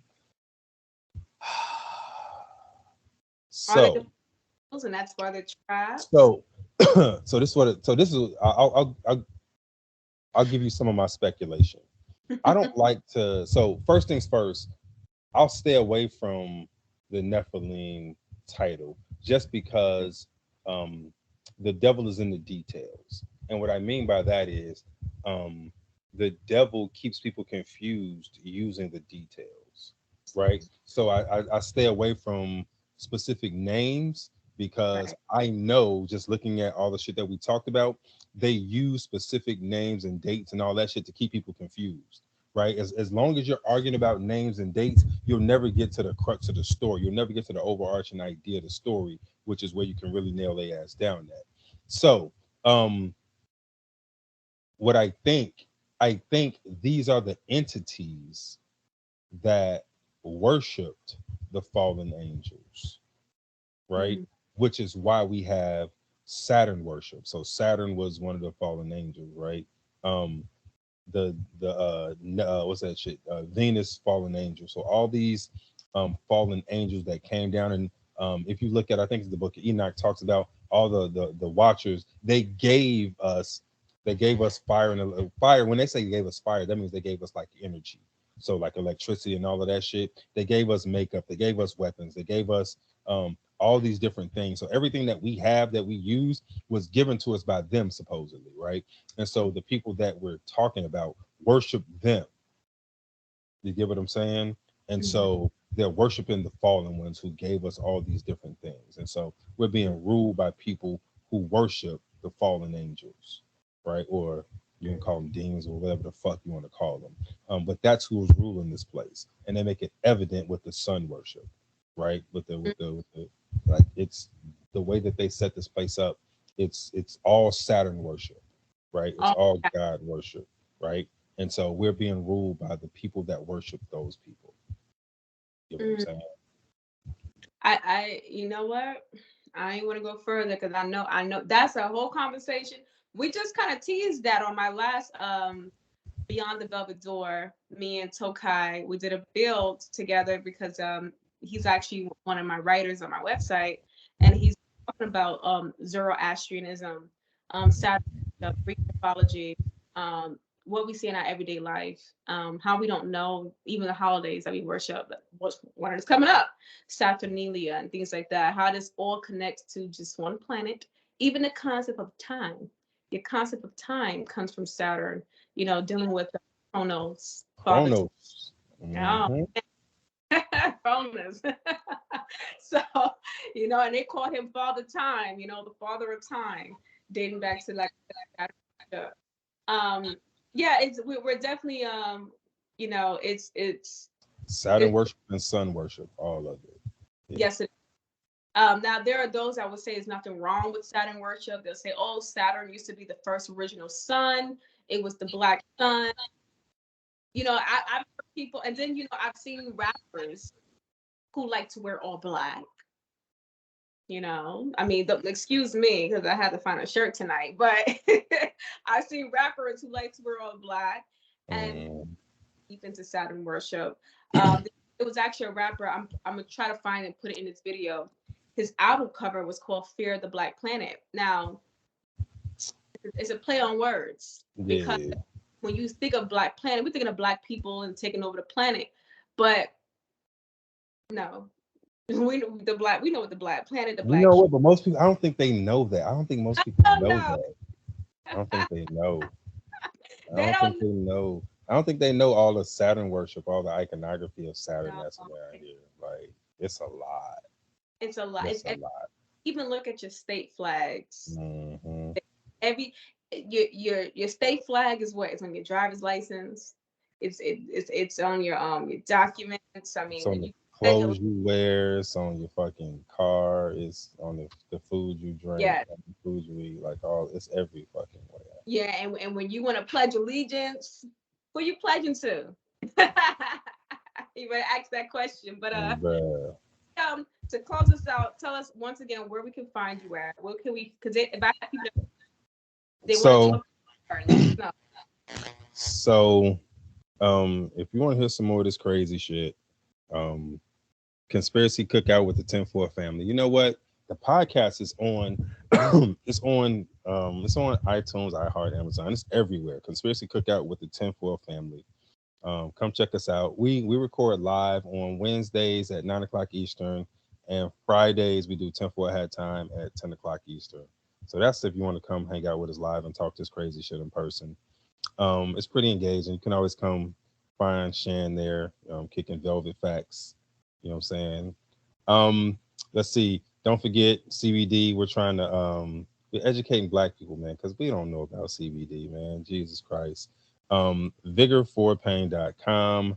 Vigor4pain.com. VIG, the number four, pain.com. Check out the website. Check out the testimonials. It's great, especially because it's cold outside, man. Get something for your people. And do not forget blackistheuniform.com. Blackistheuniform.com. All right, go check out the merch. Check out the shield. Get something with the shield on it, man. Don't be running around here, man. Boycott Nike, boycott Adidas. Shop blackistheuniform.com. You know what I mean? All right. With that being said, once again, you guys know me. It's Sure. We'll be back with another interesting conversation. I hope you guys enjoyed this. It was a build. I definitely learned something. I hope you learned. I know y'all learned something. I know y'all did. I definitely learned something tonight, and I'd be like, now why? No, I'm still flabbergasted about that balloon. Tonight, I will be researching balloons that have gone across the Atlantic. I'm gonna be doing this all night. I'll feed But you some bullshit about the Hindenburg blew up because of hydrogen. That's a bunch of bullshit. It never okay, happened. all right. So I'm gonna make sure I'm gonna dodge that hijack right there about the hydrogen, stuff like that. But once again, thank you again, Lynell. Thank you for joining us.